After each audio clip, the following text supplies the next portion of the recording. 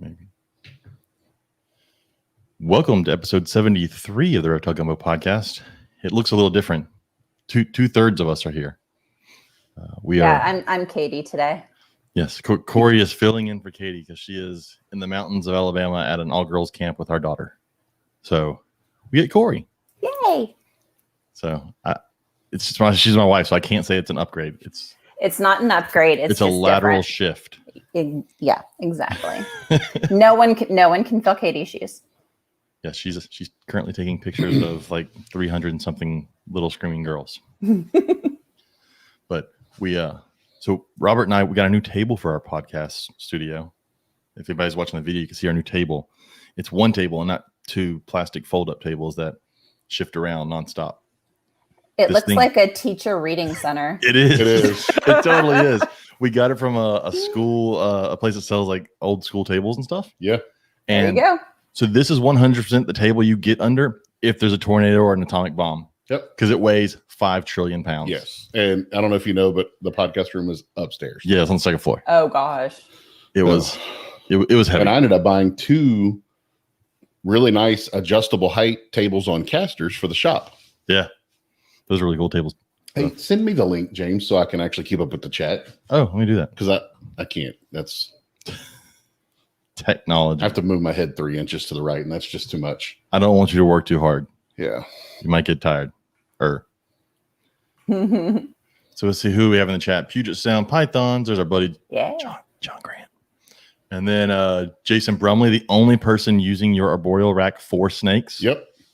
Every other one has dubia roaches in it, including the one that just got ordered yesterday. Jason Brumley is the only one with snakes in there. J Baby's Reptiles. And then the person said it's not Nick. Nick will be here shortly. Calm down, people. And then Darren. Chris Sexton. Hi. Yes. So before we get to our guests, because I want to get to our guests, let's go ahead and do our sponsors. I got Katie to send me what I'm supposed to say for Robert. So let's see if I can do this. Are you looking for a high-quality PVC rack? Look no further than Lone Star Reptile Racks. They offer a variety of sizes for all types of snakes, geckos, rats, and more. You can even order something custom. Shipping is available, or you can plan to pick up at a Herps Reptile show near you. Visit lsreptileracks.com to reach out to Lone Star Reptile Racks and place your order today. Okay. Yep. Whew. I think it's like one breath in that. Got that done.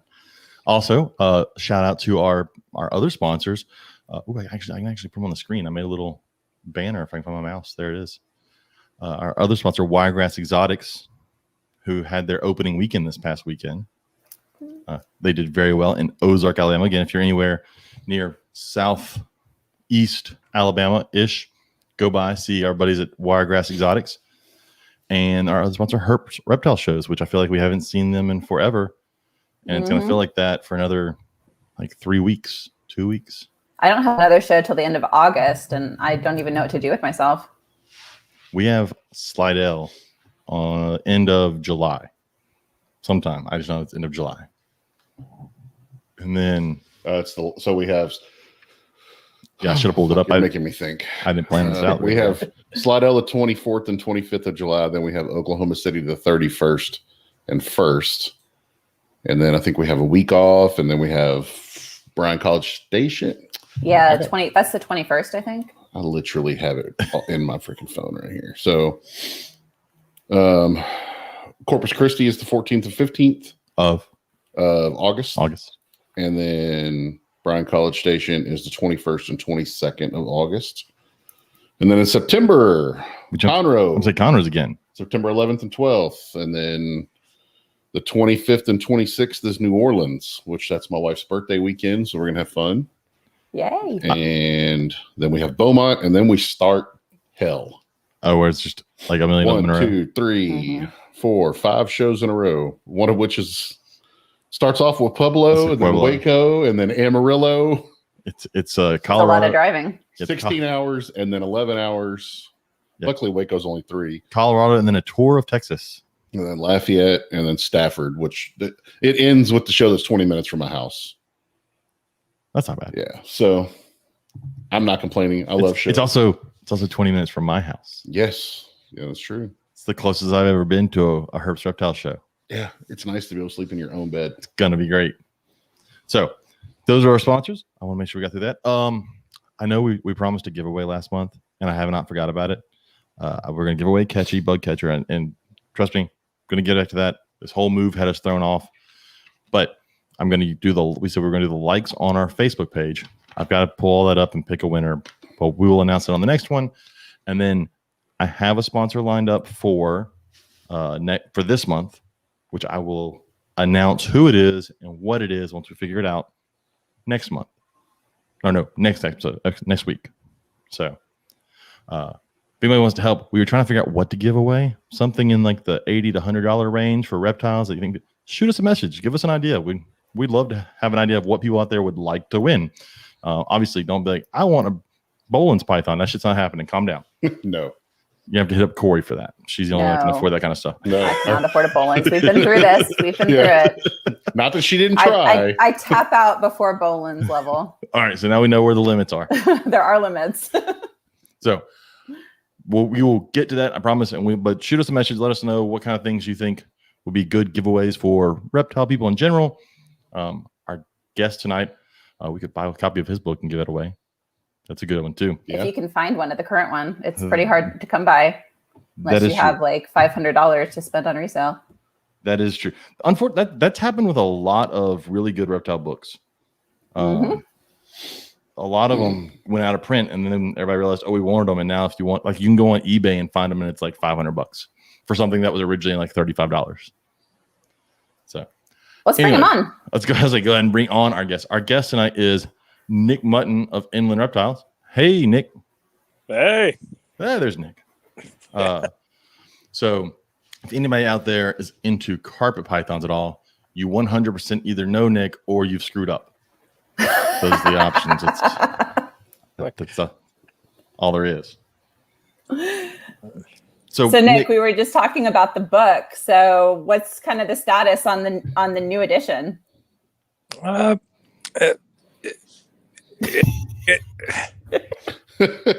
don't want to seem overly optimistic, but it's close. The writing stage is obviously the most lengthy, arduous part of it, and that is down to just literally probably fewer than 5 pages left out of a 600-page book. Nice. Just waiting on a few some test results to come back, and then so we can kind of collate that and include it in the evolutionary history chapter. The rest of it's pretty much there. It's a lot bigger. It's not just like a second edition of the first book where you just kind of dust it off, throw in some new, add an extra chapter and throw in some new pictures and send the same book out. A lot has changed in carpet python since the last book came out. One thing I'm pretty proud of is that very little needed to be changed in the book, and that most of the assertions and the science of things put out there, some things needed only, minor tweaks, the divergence time for bredli going from 14 million years to like 10, that kind of a thing, with more results, but not really any really major things that were way wrong that needed to be corrected. There's just more data now, and there's more, I don't know. I don't want to buy the same book twice. If I already have a book, and they come out with another edition, I want it to be worth getting that other edition with new stuff. So we may have gone a little overboard. I talked to my publisher, Bob Ashley, and I'm like, the first book's like 360 pages. And I said, Bob, like, sure would like to, what do you think about maybe like 450, 500 pages? And he's like, the conversation went kind of like, yeah, we could probably do that. And then he said something, goes, well, we did that book for Kevin. It was like 830 pages. And every time, if you get over about 800 pages, you have to use different paper and you got to do some things differently. And all I heard was, so you're saying I can go over 800 pages? Like, all right, challenge accepted. There's no limit really. So it's going to be time for a pop-up book. Really, like, that'd be awesome. Wouldn't that be? You didn't know it was in there and you just opened the snake comes out at you, pop up in the inside cover. No, it's going to be big. So you were telling me, Nick, that the morph chapter is expanding tremendously. That's the last thing I'll put together. Oh, okay. How the morph chapter exists there's a text file and there's a folder for every morph and every combination of morphs, and there's currently like 137 folders. Holy shit. Yeah, there's a lot more than you'd think. I'm still trying to get pictures of a couple things that I know exist. Like, it's crazy how much of that stuff in the time since the first edition, how much more of that has happened. So, well, it's tricky because what all?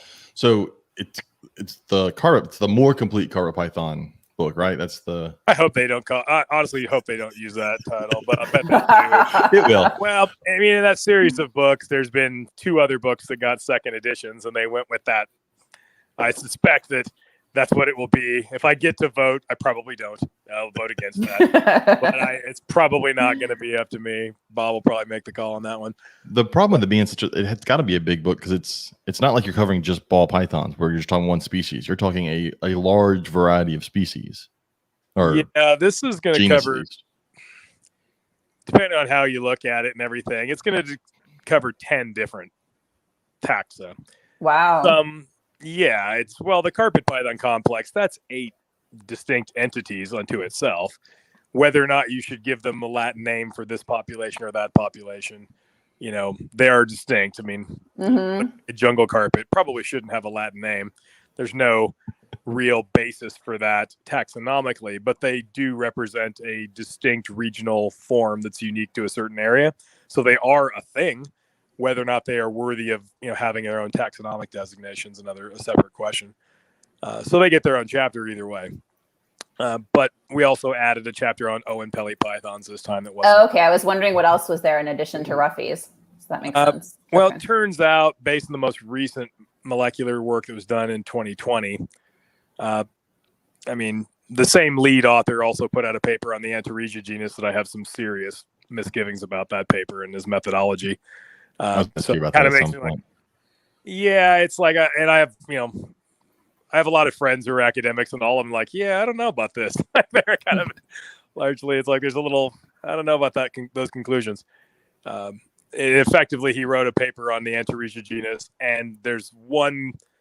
He completely did not address the single biggest elephant in the room, and there's this one population. It's like the biggest question you'd expect to be answered for sure is ignored. Then says that Stimsoni and children are the same thing, but somehow spotted pythons are 3 different species, and it's just I disagree. Was there any genetic research to back that up, or was it just yeah, it was, but there's. I mean, I don't want to burst anybody's bubble, but taxonomy is every bit as much an art and a philosophy as it is a science. It is a completely artificial construct. It's just basically that the totality of life on Earth is so immense and so complicated that our little tiny primate brains can't grasp it all. So we divide the natural world up into these artificial little boxes that we call species to break it up into manageable sized chunks so we can kind of get our brains around it. And but those things are not static. They are ever changing. They're like, there's an ebb and flow to distribution and their genetics and how in relation to other related forms. And it only seems like it's static because we don't live very long as humans. Our time on Earth is so brief that it looks like everything is the same and is constant when really the only constant is change. So where does one draw the line for what's a species, what's not a species? Turns out there is no line. It's a completely made up thing. There are no rules. It is the Wild West of science. It's the most ridiculous sort of proposition. The rules for taxonomy were laid out by Linnaeus in 1780 something. And it gives no guidance as all you need to do is literally the rules, the official code for taxonomy is that you need to write up a description for your new species in which you describe how it differs from related species, give it a name, publish it, and a certain number of copies need to be distributed within a certain mile radius of where you live. Because this was in the days of, printing presses and whatnot. You need to send out 100 copies within 100 miles of where you live. That's it. So this is how it's such a mess. They've never updated it. There is no rule. There's no standardization. So everybody does their own thing and they do things completely differently. Well, it's really screwy because, the elementary definition of a species is always they can't, as long as they can't breed together too, similar things that can breed together. But then that doesn't work because you look at things like tigers and lions. Like, okay, we agree not the same species, but they can have babies. Yeah. And, well, or all the carpets. or humans for that matter. We, all of us on this conversation, are an amalgam of at least 4 different hominid species that all hybridize together. Mm-hmm. We are mostly Homo sapiens with a little pinch of Neanderthal, mostly if you're European, not so much if you're African. A little pinch of Denisovan, mostly concentrated in South Asia and Micronesia, but a little bit of that's in Europe. West African populations have a genetic ghost lineage in their DNA that shows the interbreeding event with other hominid species that we have no fossils for whatsoever. I mean, but we interbred with them. And there's also in Asia, there's another ghost lineage in Asia that's probably latent populations of late surviving Homo erectus. So basically, we're as mixed up as any of this stuff. Well, and it doesn't help that as humans, we like everything to be nice, straight lines. And it turns out it's all like a web. It's anything but. Like with the carpets, to stay on topic, I guess, a little more, you end up with there's a model for species, and it's called the braided stream, which is kind of where most people's heads are at now, where it's, instead of imagining like the old school, like linear evolution of just, you think of that old stupid drawing of like a chimp-like animal that then like gradually stands up and becomes like a dude at the end. Like, that's completely wrong. But then why do we still have monkeys? Oh my God. I just stop talking when people say that, because at that point, it's like, you're not gonna bridge that, that divide. It's like, you're just not. I mean, because you're not going to talk somebody out of it. If someone has a belief that was formed without any evidence, they're not going to be persuaded out of it with evidence, because they're not persuadable. They're just like, if evidence not required. Now I'm just like, good luck to you. And you can't. I used to bang my head against the wall trying to convince people of stuff. I'm like, wow, awesome. I guess they're still monkeys. Cool. Like, no, it doesn't. They just totally missed the mark on that stuff. Well, and we talked about the whole thing, not being a straight line. The problem is a lot of people don't realize when it comes to evolution, sometimes things go and they just dead end, or sometimes they go and then they revert back and then they go again. Like, the problem is we weren't there. So like, it's very, I get what you're saying. Like, taxonomy is near impossible to know unless you were there the entire time. It's the lack of standardization that's the bigger problem. In that, okay, for example, for every type of organism, there's usually a small little cabal of academics that are the specialists in that area, and they're the ones that write all the papers. With Australian pythons, it's a small group of people. Every paper that comes out, it's the same group of guys. And there's lead author might and don't even get started on that tangent. It's the same group of guys. Now, this group of guys, they are of the mind, they're what you'd call lumpers. They think everything's the same. For something in their mind to be a different species, it requires an absolutely patently absurd level of differentiation that nobody else uses or applies to anything. Yet on the flip side of that, there are bird species and frog species that have been classified as separate species based entirely on the calls that they make. Oh, this bird's song that it sings in this valley is different than the song the same bird sings in the next valley. It must be a different species. There's nothing. It's like, oh, they sing a different song. It's a different species. Yet pythons, apparently Australian pythons, need to be 5% sequence divergent to be separate species, according to this group of people, which is insane. Well, it's just crazy when you think about the difference in DNA between a human and a chimpanzee, and we totally agree that we're different. It's a little more complicated than all that, but if you were to apply that 5% rule, you'd have one species of great ape, because all of them were all within 5%, easily within 5%. You would have, one elephant. You would have one rhinoceros. You would just be like it say. You'd have this ridiculous. You'd have one large cat, one pantheroid cat. Like, you'd have, because all of these things, it doesn't. That's an absurdity. The even bigger absurdity than that is monitor lizards. You might have noticed, because monitor lizards, wouldn't you know it, they've got a little group of guys that are the only guys that write papers on monitors. I mean, you guys are reptile people, and even if you're not monitor people, you're obviously must be familiar with monitor lizards. Has it ever occurred to you how absolutely just fucking insane it is that they put all these things in one genus? That is the most insane, absurd. It's laughable that they think that. That it's like, are you out of your freaking minds? You obviously have about 10 genera. Oh, all the little tree monitors with the prehensile tails that are all obviously one unit. And then the dwarf monitors, yeah. Yeah, and then you've even got, there's 3 species, 2 living and 1 extinct. You have a giant monitor group that's fucking venomous. You've got Komodo dragons, crocodile monitors, and the extinct megalania are all three closely related, and all three are giant monitors that are literally venomous, but somehow they're Varanus. Like, like I've been to Australia. I found some like Varanus storai. These things are like the size of a glorified anole as adults, but that is somehow in the same genus as, a 5 meter long venomous monitor lizard from the Pleistocene. You got monitors in Africa and monitors in Australia. Like, there's obviously been some separation between the two. It's insane. Like, it's like you've obviously got like a savanna monitor group. You've got a mangrove monitor group. There's a water monitor group, and all these things should be different genera. It's just nuts that because the little group of people that do those papers, it's all one species, and nobody challenges it, even though it's ridiculous. Like, I don't know. Like, it's useful to a point, I guess, but I think I used to put too much stock in taxonomy. It's just like, it's when you peer behind the curtain and you start doing it, working in those sort of areas, you start realizing how just utterly made up and silly a lot of it is.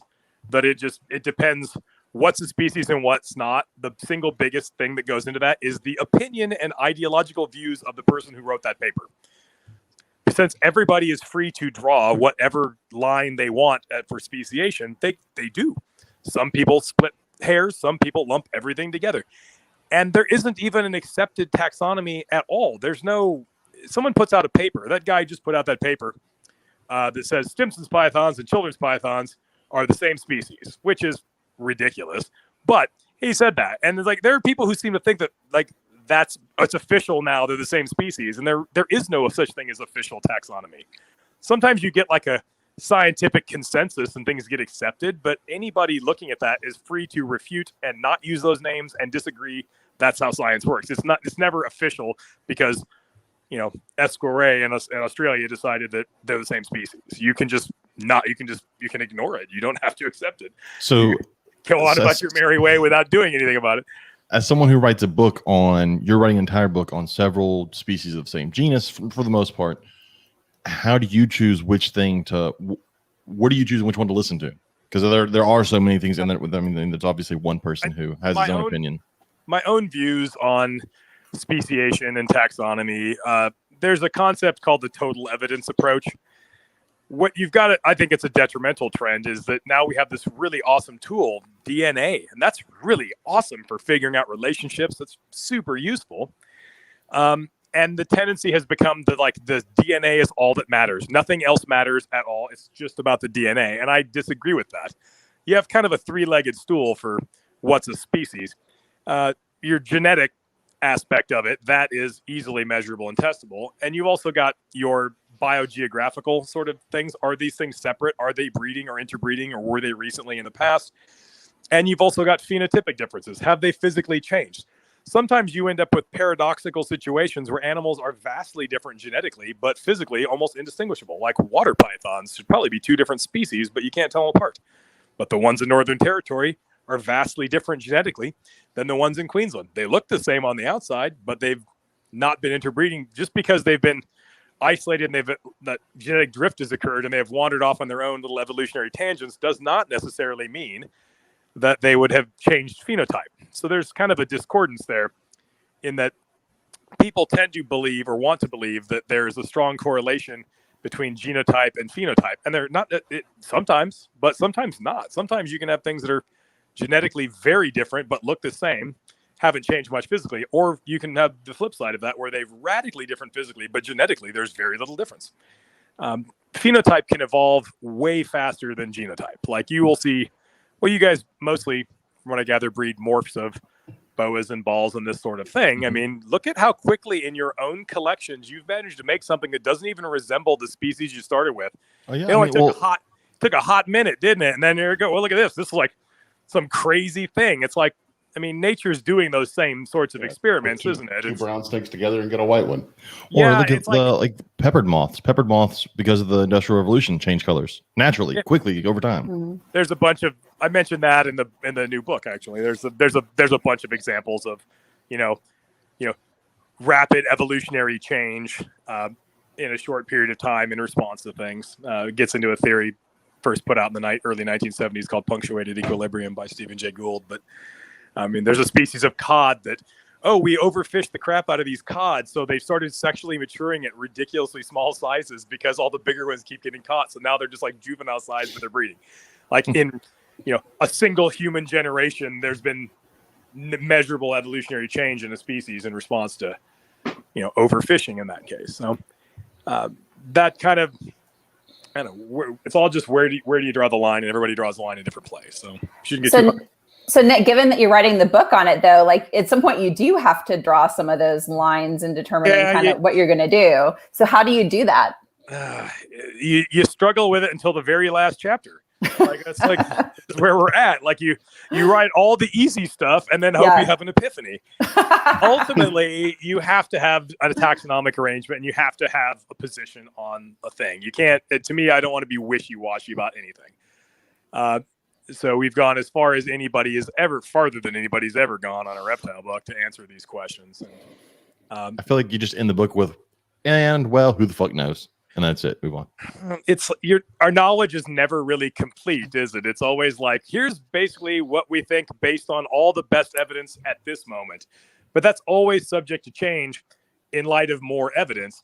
So you can't have sacred cows. You can't and too many people, even in the scientific community, sometimes they get it in their head that they just are unwilling to back down in light of new evidence, and they just stick to their guns on something that's wrong.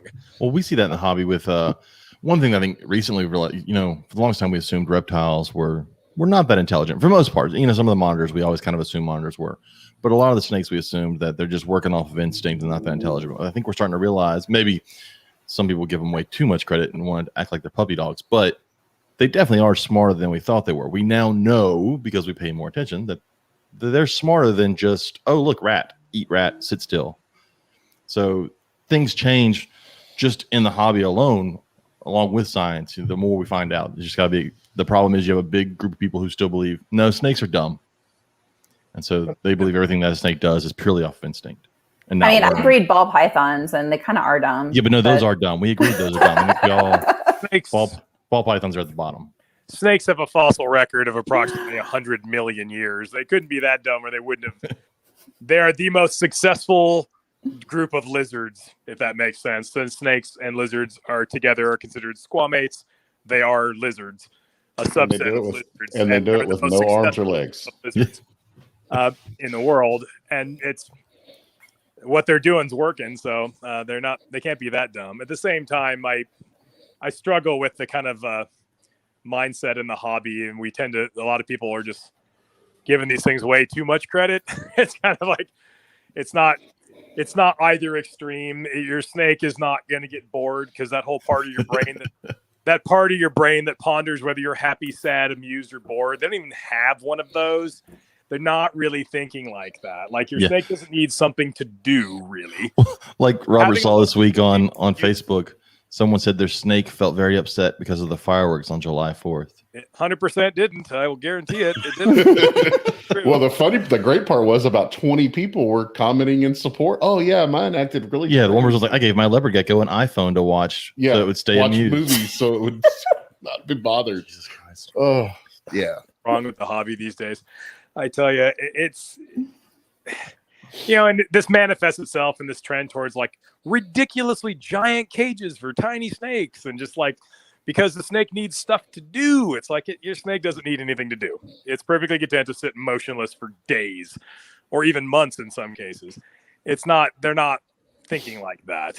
It's having a larger cage that gives some running room for something is good, because if you don't use muscles, they tend to atrophy. And having more places to go gives you more opportunities for that animal to do something, even however menial. If a snake's sitting on a branch, it has to flex a bunch of muscles to hold on to said branch, in which case you might have better muscle tone and an overall higher level of just total fitness than if it's just sitting on the floor in a tub on a piece of newspaper. But and that's also going to translate into a more healthy, longer-lived animal, as opposed to one who's just eating and sitting there growing obese. It depends a lot on the species, and there's no one size fits all. This idea that like everything needs a big ass cage is like, and that racks are somehow. I mean, you've all seen the sentiment that if you keep snakes in racks, you're some sort of reprobate. Yeah, Robert, human. You make racks, you're horrible. Yeah, it's like, you know what? if you look at all the inventions that have made herpetoculture possible, the number one thing is the rack system. Modern herpetoculture can't only exist because of that invention and can only persist because of that. It's the only thing that makes it work. And the reality that a lot of people that are very well-meaning don't want to confront is that I'm here to tell you some species do way better in racks. Carpets, not necessarily one of those things, but things that are like, moderately sized terrestrial species do better in, especially if they're high strung. Things like water pythons, they're not climbing so much, and they can be high strung, and having not a bunch of visual stimuli to overload them, they do way better in that situation. White lip pythons, you got to use eyes, not in a little tiny tub, but they do better. It's easier to maintain proper humidity for a species like that really needs it in a rack. It's way more difficult in a cage. So I got a white lip recently, and I've been really surprised at the amount of humidity that they need. It's been interesting to kind of learn with keeping them. They're awful snakes. I don't know why you. It was the worst decision. Instant regrets. You think I'm kidding? I really genuinely have disdain for them. I have a bunch, but I hate them. These are awful. I realize that they're kind of the soup du jour now, and everyone white lip python because they're rare and expensive. It's like they're shiny in the sun. They suck. I've probably dozens of them over like damn near 30 years. I currently have like 8, and they all hate me. They're fast. They're super fast, crazy lunatics that need constantly decent humidity, or they won't shed right. Or if they're one of those species, like if you forgot to water them one week, they'd be dead by the next week. Like they don't tolerate running. You can't run those. Those are ring pythons. Run them out of water for like 2 days, and they're drop dead on you. Like rainbow boas. Yeah, they're not the easiest snake to keep happy. And even when you bend over backwards to keep them happy, they still hate you for it, mostly. For every one person on Instagram with their black white lip showing off how tame it is, there's like 9 more people like bleeding, whimpering in the corner. From their black white lips. It's like I just got blackheads too, and I feel like I'm going to be that way with them as well. Blackheads have you ever kept Rosy boas? I haven't. Have you, James? I have. They're like blackheads are like an 8-foot Rosy boa, where they act like, "Hey, I'm not bite out of nowhere. I'm your friend, the Rosy boa." It's like whack, and then they turn their head you snap their head like straight sideways without any warning and get you. Yeah, that's exactly what happened with me. They're moving, and then all of a sudden they just turn their head to the side, start shooting on you for no fucking reason. I've learned you can't trust those fuckers. They're not that smart, I swear. Like no, they're seriously dumb. I can tell that already. All of mine, like every time I'm trying to feed the adults, my males live in a rack, but it's a rack where there's like each tub has 7 square feet of floor space. So there's huge bins, the males, which I don't let them get too big. But every time I pull the drawer open and it smells rats, immediately flies out, goes crazy, and then almost always bites the rim of the tub. And like a half an hour, he's trying to kill and eat the tub, which is obviously not going to happen. It's just like, what are you doing? So they act just like hog noses.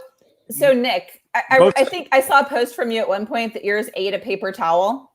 Yeah, that happened to me too. And when I posted that up, I had like all these other people like, "Oh yeah, my black did that too." Like, it happened to me. I didn't even know it did it until it regurgitated. It's not just mine. I got mixed views like on what to do. I decided to just get it out of there, so I just palpated it out. No big deal.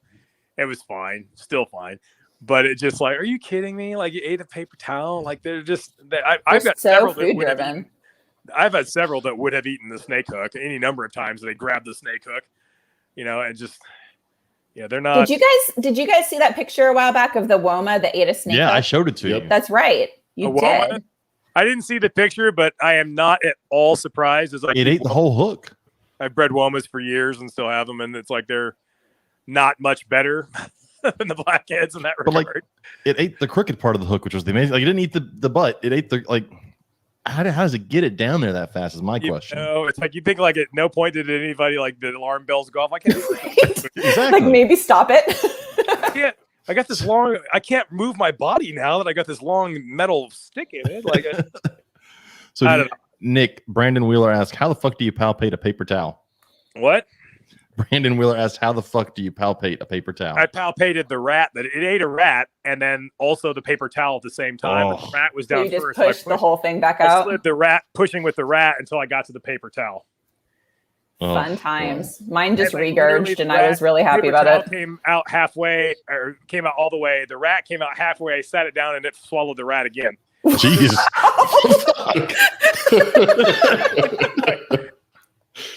It didn't All right. come completely out, but it was, what you'd expect it to look like. Waste not, want not. Right back it was the next day. I'm like, I guess, all right, whatever. Like I like blackheads, but they're not. See, that's funny because then you have things like green trees where if you sneeze the wrong way, it dies on the stick.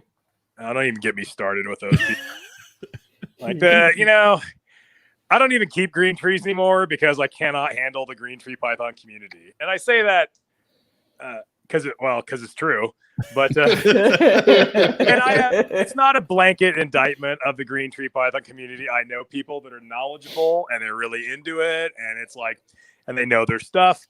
But that's a small minority of people in the hobby, in that sector of the hobby, and it's just the rest of them. I just can't even deal with it. It's like so what's worse, the diamond people or the green tree people? The green tree python, they're opposite ends of the same spectrum. One group doesn't know what they're talking about, but pontificates endlessly as if they did. And the other group actually does know what they're talking about, but pontificates just to belittle you and make you feel small. And it's just, but at least the hosts of this show might have said they the same are thing. right, though. They have the information mostly right. So there's that. They're just not cool about it. And the other group thinks they know everything, and they know less than nothing because what they think they know is wrong. This is the part where Corey goes, I also got a green tree python. Shush. And it's true, but oh my God, it's just nuts. Like I was a speaker at a boreal snake symposium about, probably 6-7 years ago now. And the keynote speaker was a biologist named Daniel Natchush, who I know I've known for years. And Daniel did a lot of field work in New Guinea on green tree pythons, bagging, tagging, weighing them, and, taking coordinates and all this kind of stuff. And he'd cataloged just over 1,007. It was just over 1,000 wild green tree pythons all over New Guinea. And he gave the last talk there. There's all these well-known chondro breeders of the day who are all there, and they just could not understand or accept that chondros are little tiny snakes. They just couldn't believe it. They're just completely and utterly unwilling to accept actual evidence. It's like they're just grasping at any straws, because it turns out they're really never above 500 grams. 500 grams is a massive one. And, number of chondros over in that 1,000 sample he had, the number of them that were over 1,000 grams was single digits. It was literally 1%. We have snake room scientists where the only stuff they know is what they saw in their snake room. That is it. And and at that same symposium, Greg Maxwell was there, and he wrote in his book that, don't even try to breed your females until they're at least 1,000 grams. I'm like, what? Well, thankfully your co-author put out a green tree book that says all of this. This is insane. And they're just and you should have seen these guys just grasping at straws. Well, what if is it possible that the bigger females are using the habitat differently and are just not being detected? It's no, they don't get that big. It's just literally that simple. It's well, I've got this other animal and it's just this bloodline just gets really big. It's no, you just fucking feed it too much food. You're killing. And you wonder why. And these guys wonder why their chondros lay 47 eggs in a clutch, 2 eggs hatch, and the snake's dead by its 8th birthday. And they wonder why. It's because it was never supposed to be that big. It was never supposed to be bigger than 400 grams and lay more than 10 eggs. And when you make it huge, a 2,000 gram jungle carpet size chondro, it's going to lay a ton of eggs. None of them are going to hatch. The thing's going to drop dead because it's the chondro equivalent of a 1,000-pound human. How long would you live if you weighed 1,000 pounds? Not very long. What would your reproductive success be? Probably pretty low, I suspect. It's just not. Well, that's one of those snakes where people talk about a small space is not good for a snake. Where those things will sit in a spot on a branch for weeks, and they'll come down, get food, and go back to that spot for weeks. I have found one green tree python in the wild, which is one more than most of those guys. So I'll take it. And it is their lifestyle is they're in this tree. And during the day when they might get eaten by something, they will go higher up in the canopy, kind of hide out. At night, they'll come down and get into ambush position around the trunk of that tree with their nose about 6 inches off the ground. And they'll go up, down, up, down, up, down, up, down for a week. Then they'll move over to the next tree over and do the same thing, repeat. That's the whole thing. They're not doing a lot. It's just up, down, up, down, up, down, up, down. Same tree. And then they'll move over a tree occasionally. They're not doing a lot. Well, our buddy John Grant said in the chat, obesity has become the norm in the hobby, and it really has. You see people breeding a snake and then a bunch of people jump on, well, that thing's too small to breed. You know, obviously it's not. It had a healthy clutch or litter, and it's fine. Oh yeah, no, it's crazy, and this is how people have indoctrinated themselves into believing just a bunch of nonsense that things need to be bigger than they are, and that comes from a problem with people tend to convolute and conflate two totally separate concepts. One is maximum size and one is adult size. They read in a book, I see that barneck scrub pythons can be 14 feet long. Ergo, barneck scrub pythons need to be 14 feet long. And they feed things to their expectations of size. Every week I have to explain to somebody like, no, it's okay to get a coastal carpet. They're not going to be 12 feet long. Yeah, I remember everything I read when I first got into reptiles 20 years ago was coastals get 12 foot. Absolute nonsense. I've never seen one. You show me a 12-foot coast, I got a big check waiting for you. You can find me a genuine picture of a 12-foot freaking coastal carpet. Like, it's nuts. Like, they just don't get that. I mean, it's kind of, okay, let's say you found one snake that was 12 feet. Who cares? That doesn't matter. The outliers just throw I can find you a 7.5 foot human, but that's not the norm. I can find you a 7.5 foot tall Chinese basketball player. Remember Yao Ming? Yeah. It's like the tallest guy ever in China. It's like, would you look at Yao Ming and say, fuck, I guess Chinese guys are 7'5" tall? No, that's insane. Everybody on average is like 2 foot shorter. He is that tall, but he is the outlier. You don't draw conclusions based on the freaky outlier. You take the average, which is way smaller. It's like people think, oh, green anaconda's 32 feet. Average adult, fun fact, average adult length for a female green anaconda, 17 feet. Yeah. A little bit different. The giant one, that's just one lucky snake that never got eaten, and maybe it lived in a really productive habitat and it had an unusual amount of food and it managed to not get killed. Or like one story from an explorer in 1850. Yeah, and it's like and because their snakes are the other concept I'm having to explain to people all the time is that there's no such thing as maximum size at all, like none, because snakes don't have that. There is no genetic limitation on size at all. They never stop growing. They are indeterminate growers. They will continue to grow forever until they die. Now that slows way down, but this is how you sometimes see things that are just ridiculously oversized. Like I was at a reptile expo, I'll never forget, and the coolest looking snake, and I'm sure it's long dead, but it was a Honduran milk snake. And I thought it was a goddamn ring python at first. It was like, this thing was as big around as my wrist. I was like, are you kidding me? It's like, it was awesome because like I've never seen it. It's like nowhere near. It's like, how did this thing even get this big? Like, I'm sure it died young, as you would expect, but it was like you can make things grow to unnatural sizes because, there's no limitation on caloric intake in captivity. It's just much as you feed it, and people think, and they feed to their expectations of size, which do not necessarily reflect any real, what's healthy for the snake. Well, it's also that my snake's got to eat every week on Thursday. If you did that, you would end up with such an obese carpet python. I can't even fathom.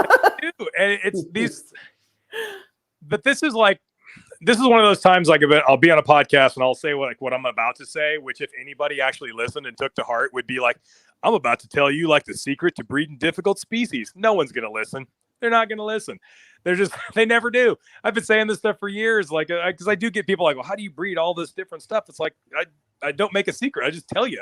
And then everybody thinks like, people tend to want to think that things that they perceive as difficult that they are genuinely difficult. They think that the solution to those problems must somehow be gleaned by thinking outside of the box. And, it's like, it's not.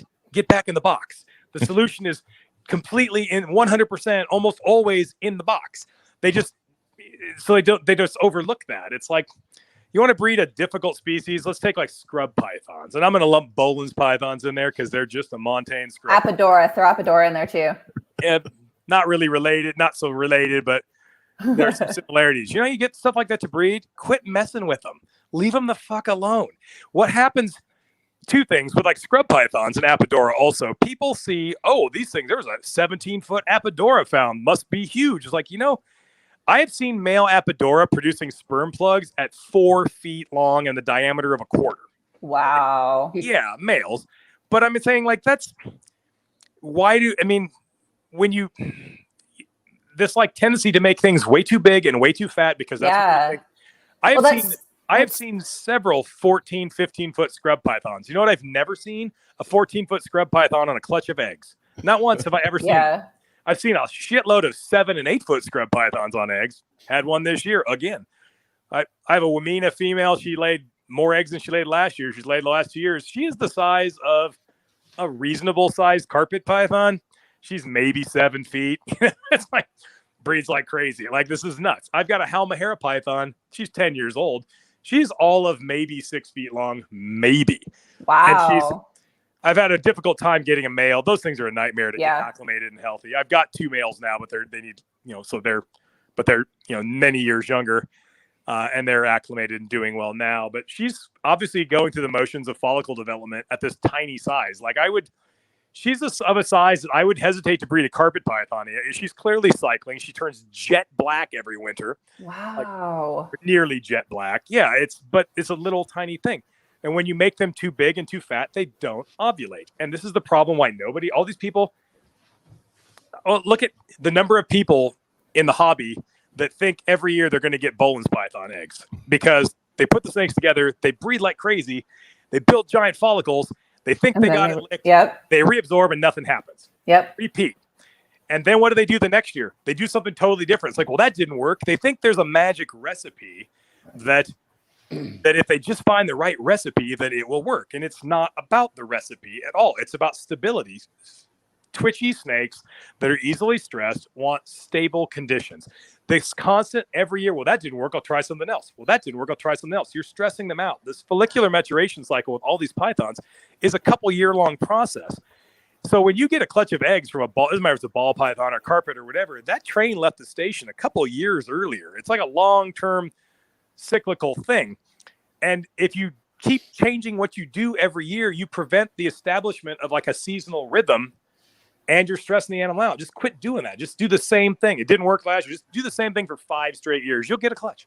I'm sure the same thing applies when people are, they try a couple seasons, get tired, give it to their friend, and then we're restarting this whole thing all over again. No, it's just there are things, ball pythons and stuff, which are entirely domesticated. Ball pythons, you stick 2 snakes in a box, you get eggs. It's so easy. They're domesticated, so all the rules are gone. Like, you see all the hallmarks of domestication with ball pythons, early onset of sexual reproduction, a trend towards non-seasonal breeding. Yeah, you can breed them whenever you want. Mm-hmm. All that stuff wasn't the case 30 years ago. It is now because they've become domesticated at this accelerated rate. I would argue that a lot of boa constrictors are getting close to that point. Oh, I agree. Where they're, as just one of the hallmarks of domestication. That's what people always ask me how I breed boas. It's like, I just put the male in there. Yeah. And then he does it. Now, if you got some like wild caught ones from Suriname or something, it'd probably be a little more difficult. But the domesticated one, the nearly domesticated ones, every generation of captive breeding and every generation further removed from a wild ancestor, things get easier because we are inadvertently domesticating them, because we're putting positive selection pressure on 2 things without even realizing we're doing it. And that is less seasonal reproduction, i.e. you need less stimulus to induce a fertile mating, and rodent feeding. Because the ones that needed more stimulus to get breeding didn't breed as much. They left fewer offspring behind. The ones that were less picky about the breeding season aspects of it, they bred more, left more offspring behind into the captive gene pool, and then the next generation repeat.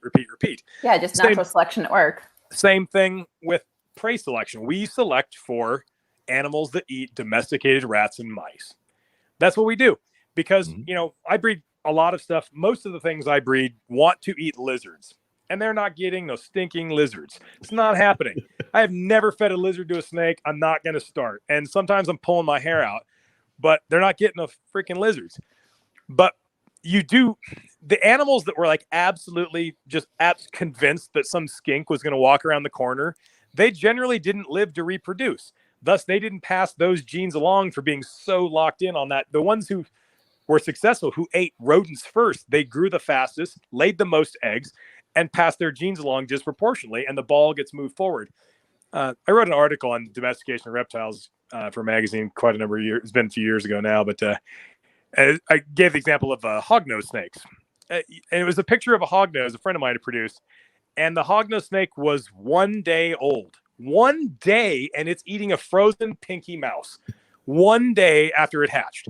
That blows my mind. And they eat ever. Yeah, they don't like, eat here's a species rodents. that eats lizards and lizards and amphibians, and it is eating a frozen European domesticated house mouse. It's not even native to North America, off of some freaking tweezers 24 hours after it crawled out of the egg. And that's because the reality is, because the Western hognoses that really wanted frogs and toads died. They didn't survive to make picky babies. So it just kind of over generational time, it just guides itself towards this, like, oh, they just eat. Like corn snakes. You think corn snakes are eating pinky mice? No. In the wild? No, they're eating anoles and stuff, but they just eat pinkies now, don't they? Because we've literally bred that out of them, even without trying. So, Nick, I've got a question from the chat. This is actually one of my former students. Caleb asked, would you say domestication of snake breeds is more a negative or a positive for the reptile community? I hesitate to use the word breeds because we're talking species. About, yeah. People always want to conflate breeds, as in dogs and cats, with like species, which they're not. But is it a positive or a negative? I think I'd say it's a net positive in that it is probably better for the animals if they are more suited to captivity, and which is what we're doing. We're making animals that are more tailor-made for the conditions that we keep them in, and thus they do better and benefit from that, because the ones that weren't, didn't pass along their genes, or at least not to the same extent. So I think it's a net positive. I do think that it comes at a cost, like all things do. And this is the part where I'm going to bag on some stuff that you guys are all probably into and I'm into. But part of that trend towards domestication has been morph related. And while a lot of people have this tendency to think that morphs are all good, morphs have caused equal amounts of problem and pain in the hobby than they have good, in my estimation. There are a lot of species that we no longer can even keep because they all died out because of morphs, and not because they couldn't have been bred, but because there's the amount of like cage space, rack space, and attention span of reptile keepers in this country or any other country is finite. There's only so much cages. There's only room for a certain amount of snakes or whatever. And when those cages, 30 years ago, those cages were what people wanted. What people typically did, they bred, whatever, and they sold those, and they got something that what was driving the market and driving what people perceived to be desirable was rare or more difficult species. So people wanted Timor pythons or whatever. They wanted the rare, more difficult stuff. And that was how things got pushed forward. And starting in the early 2000s, when Peter Call decided that piebald ball python should be $25,000, and people started to view the ball python market as a giant Ponzi scheme, effectively, it drove all the interest into that, because there was this perceived financial reward that worked out for some people and didn't work out very well for a lot of people. But some people did all right. Hell, I did all right. I'm not going to lie. But when all of the cage space and attention span and focus and effort stops being put into rare and difficult species, no progress is made, because all that money, time, effort, and all that space went into making the latest and greatest designer version of a common super easy species. I mean, I have ball pythons still, not a ton. I keep trying to have none, but I probably have 30 adults. I don't know. I can't seem to, they're like trading cards almost. You almost can't not have them. I've loaned out and given away most of my adults, and then I just seem like there's just more adults. I don't understand that, but snake math. It comes at a price. And like, okay, well, look at like how far along like we were as far as getting reasonably understanding of breeding Boland's pythons, to bring those guys up again 25 years ago. And then now look at where we are now. We're barely any further along now than we were a quarter of a century ago. Why? Because everybody started breeding morphs. When everybody started breeding morphs of Burmese pythons and retics, they quit breeding other big snakes. And now you can't get a South African rock python, Python natalensis, whole species of python that was here in the United States and even got bred a couple of times, that has died out completely unavailable, and now because of that Lasiac nonsense can never be imported again. So we will never be able to have a Python made lenses, and the reason is our own damn fault, because people were too busy trying to make an albino green labyrinth berm in the same cage, and they couldn't be bothered to do it. It's not that hard of a snake to keep. It's not that hard of a snake to breed. It was just apathy and the idea that someone else will do it. Someone else will do it. I can focus on these trivial things, because there'll always be guys like you, Nick. There'll always be guys like you who'll keep bloodlines pure and I'll do all this and keep track of all that. It's like, and that's just a fallacy. That's a comfortable lie that people tell themselves to assuage their conscience when they know they're probably doing something sketchy. I don't have to take responsibility for my action, because there'll always be guys like you, Nick, who'll keep all the bloodlines pure so I can go piss in the gene pool for everybody else. So Nick, I was wondering how this kind of ties into the fact that, you tend to be more interested in, locality projects and, more pure lineage stuff, as opposed to mixing various different subspecies. And it seems like that would all kind of tie in together. To me, when you start hybridizing snakes, you've just ruined them, because all these things are different for a reason. They have every species or locality, they all have their own little evolutionary story, that all these forces and events and things that shape them to be what they are and where they are and why they're unique from place to place. They're the culmination of this long evolutionary story. When you breed those things together, you just basically undid everything that made them unique in the first place, for the sake of what? Making some flash in the pan morph combo thing that no one's going to give a crap about in a year anyway, because that's a shot at green tree python people. It's not the newest thing. That's like the ultimate expression of that. The boa people are not a whole lot better. The carpet people are definitely not any better. It's this it's like this idea that the only thing that matters, all that matters, is morphs, and everything else be damned. And, I think it's an unhealthy mindset for the hobby. It's more, the ball python people literally exemplify that the most, in that nobody hates ball pythons more than ball python people. Ball python breeders hate ball pythons. Ask them how many normal ball pythons they got. 0. How many do they produce? 0, or trying to produce 0. What happens to the occasional normals or low percentage possible hets that do get produced by a lot of these guys? They become feeder snakes for other things. I mean, you've gotten to where the actual natural form of the species you're supposed to really love so much is so worthless. You're not even, its life is not even worth putting a mouse into. You'd rather just cull it immediately and give it to somebody to feed to a cobra. And we all know that this goes on. Nobody wants to talk about it, but we all know this is true. This isn't breaking news. It's been happening for a while. I mean, it's like, if you're breeding some stuff that you think it's the best course of action is to kill a percentage of the offspring, maybe you shouldn't be doing that. Maybe you shouldn't be breeding those things. It's like, why are you breeding something that you think you need to kill a certain percentage of is the best course of action? One of the things I've heard James say before is that there isn't even such a thing as a normal ball python anymore, because they're all het for various different things, because there's just been so much. That's what everyone's focusing on. It's like a corn snake. Unless you go catch one yourself, it's going to be het for 9 different things. I just think, if you're into morphs and crazy colors and patterns, that's cool. I have a bunch of that stuff too. There's nothing wrong with that. But if you get so blinded by that you lose any appreciation at all for the natural beauty that was there at the beginning anyway, you've probably gone too far down that rabbit hole. I mean, a normal python's a pretty cool snake. There's nothing wrong with that, but it's looked at almost oh my God, there's a normal in there. It's the worst thing. I had one normal female ball hatch a couple of years ago by accident. It was a parthenogen. There was a 2-egg clutch, and it was 2 partho babies. So the makeup of the female, it shouldn't have even possible through a sexually produced clutch to make a normal. But there was a female partho normal, and there was a partho super inchy in the clutch. And I actually found a home for it only because it was a partho female and had an interesting story in that it literally had no father. It was a half clone. I was able to find a home for this thing. Other than that, you couldn't even give it away. It was worth less than nothing. And I think that's sad to me that we've gone that far, that we prize things only for the number. The ball python community's general mindset is of animals' value is only tied to how many broken genes it has at the same time. How genetically fucked up we've managed to make it. The more fucked up, the better. And if it's not fucked up at all, it's worthless. It's kind of got that backwards. It is crazy. If you're breeding something and you look at a litter or a clutch, and at any point you think, Ah, man, it sucks that I got these normals. You probably should definitely quit breeding whatever that thing is. Well, why? I mean, what's wrong with a normal ball python? Nothing. This idea that like a value, that something is only worthwhile.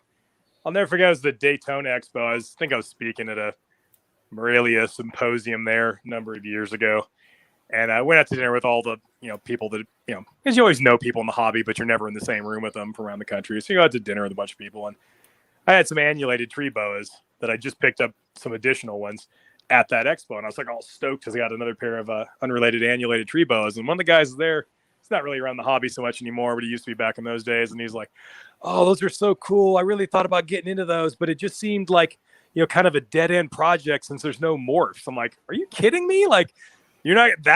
It's like it's a dead end because there's no mutants. Like, there's no mutants, so why bother? Like, it's crazy." Well, so my favorite carpet pythons are inland carpet pythons, and there are no morphs of them in the U.S. And I hope it stays that way. I love them. I think they're the best. I have 8.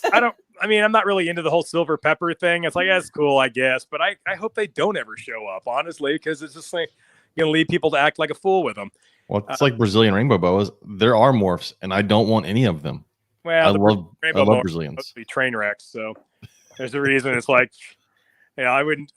You couldn't give me a Brazilian rainbow boa morph. It's just like, well, you have all these. It's what the crazy thing with Brazilian rainbow boa morphs to me is, all right, I can see in the ball python morphs. You're lightening this color; it looks nicer. You're adding more orange, more whatever. In a rainbow, all the morphs take away the best part of the rainbow boa to me. It's like, oh yeah, it's like you're just. I can either make it really, really light, or I can make it gray, but it will never be nice and red and bright and shiny again. Yeah, because a bright red snake with black accents is pretty hard to beat. Yeah. It's pretty tough to beat. It's like, you might make something, this idea that morphs are an improvement, I think, is something that needs to kind of hit the sunset. It's like they are different, but different does not necessarily mean better. Just because it's new and different and people have short attention spans, and they always want what's new. It's like new doesn't mean better. I think you're starting to turn the corner with ball pythons, and that for the longest time, for 20 years, it was basically the more genes you can pack in a snake, the better. But sometimes you probably all notice, whether you say it or not out loud, is like, we all know, it's like, gee, once you get past a certain point, they look like shit. Oh, yeah. Robert and I were talking about the other day. Like, once you get 5 genes, most 5-gene ball pythons just always end up looking like some sort of super spinner blast bullshit. They all kind of look like that because you've blown all the paint off of the snake. I mean, it's like there are a lot of like 2-gene snakes that are way better looking than most 5-gene snakes. It's like people need to, instead of just a mad race to pack as many broken genes into one snake, regardless of the consequences, you're starting to see a trend now towards, hey, how about we make combinations that look good or stay nice looking, that are genuinely cool? Maybe there's less genes, I mean, what did I do? This was a few years ago. It was like a pastel, banana, cinnamon, something else, fire or something. And I traded it for a banana cinnamon that wasn't the other two things. It was like, because frankly, with less genes, it just looked way better. Like, I don't want all this other stuff. It's just too much. Well, look at Justin Cabilco. Justin Cabilco could put every gene into one snake right now if he wanted to. He's got all the genes at his place, but he tries to make good-looking snakes with the genes. Yeah. They go together. They don't wash out. Well, that's the thing. How much better? Imagine a hobby, if you will. Imagine where people actually paid attention to what they're doing and had a real plan and an idea. I want to do this because I think it'll look like this, and have a plan and a strategy and work towards that. And instead, it's mostly people just throwing everything against the wall and seeing what sticks. Yeah. Even if it's bound to be stupid. I mean, it's like, I saw somebody, it was a couple of years ago, and I got into one of those. I started turning into one of those internet arguments. I'm like, nope, don't do it, Nick. Don't take the bait. Just let him be dumb. And it was like he was convinced that he was going to make a hidden gene WOMA, which is the worst name for and misleading name ever, for a single gene mutation that's het for dead. But he was going to make a hidden gene WOMA champagne. I'm like, no, you don't need to do that. It's going to be a dead white snake. Wow. It's like, Well, it's like, well, when you breed them to themselves, it makes a dead white snake. When you breed champagnes, it makes a dead white snake. When you breed a spider to a champagne, dead white snake. When you breed a spider to a woma, dead white snake. You don't need to connect the last two dots because any amount of reason will tell you it's going to be a dead white snake that's going to be gurked out for like a week and then it's going to drop dead. Yeah, but I can make a super jag carpet. I can do it. I know I can be the one. Somebobody's got to do it. It's like, no, you don't. Like, there's a local guy here. Like, I don't talk to him now. We had a falling out, but I wrote a different article. Actually, it's like my own column and everything about how the same mutations occur multiple times in different species. And I gave 3 different examples where the exact same identical mutations had occurred multiple times in unrelated species. And I gave one of those examples was spider ball pythons and jaguar carpets. Yeah. Sure. Thing. And in there, here's the traits in the heterozygotes, same. Traits in the homozygotes, same. Picture of a dead super jaguar, picture of a dead super spider. And you'd have thought the world had come off its axis because I dared say that Kevin McCurley lied and said there was no super spider. Here's a fucking picture of it. Same thing, thumbprint smudge in the head, white snake, no lung development. Lung is gone or non-developed. And they asphyxiate. Like there it is. And oh my God, the number of people that came out of the woodwork with pitchforks and torches to tell me I'm an idiot. Kevin wouldn't lie. But if you think about embryology and the way that cells migrate, it makes perfect sense that they're the same thing. They are the same thing. The idea of like lethal white mutations, if you start looking in the literature, lethal white mutations where the homozygote is a white thing that's not viable is really common. There's some in dogs. There's one in chinchillas. There's 2 in horses. There's a bunch of these lethal white mutations. They're well known in mammals. So it's not surprising that they exist in reptiles also. Yep. But so this local guy, I told him this story and everything. And he's like, oh, I want to see one. I'm like, don't do it. It's the same dead white snake, like I'm telling you. It's like, oh, I want to see for myself. And then he did it and he hatched it. It's like, send me a picture of him on his phone. I'm like, it's exactly what I told you. And then I said, do yourself a favor. I go, don't put this on the internet, dude. Don't do it. And he's like, oh, but he's one of those people who just has to get attention at all costs. So he did. And wouldn't you know it, the same mob came out. Oh, there must be some other genes in there. It's like, no, it's literally just that simple. It's this idea that there just is no super form. It's like, oh, well, you can have one copy, but you can't have 2. It's like, that's not how anything works. I forgot about that lethal white syndrome in paint horses. Yeah. I remember dealing with that growing up with horses, that you could have an all white baby born and it'll immediately colic and die. Yep. I think I have 2 copies of Merle and a dog.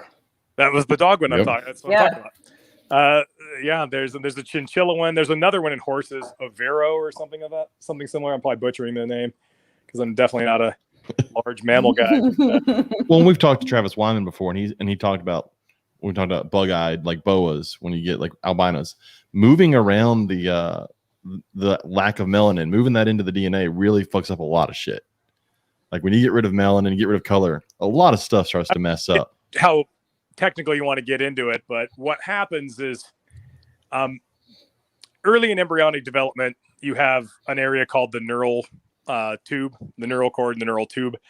That is basically what will ultimately form the spine in a vertebrate. But early in embryogenesis, that area is basically a factory that grows different cells of different types that then migrate out of the end of the neural tube to different points of the embryo. They set up shop, those cells proliferate, and they form the various tissues, organs, whatever of the body.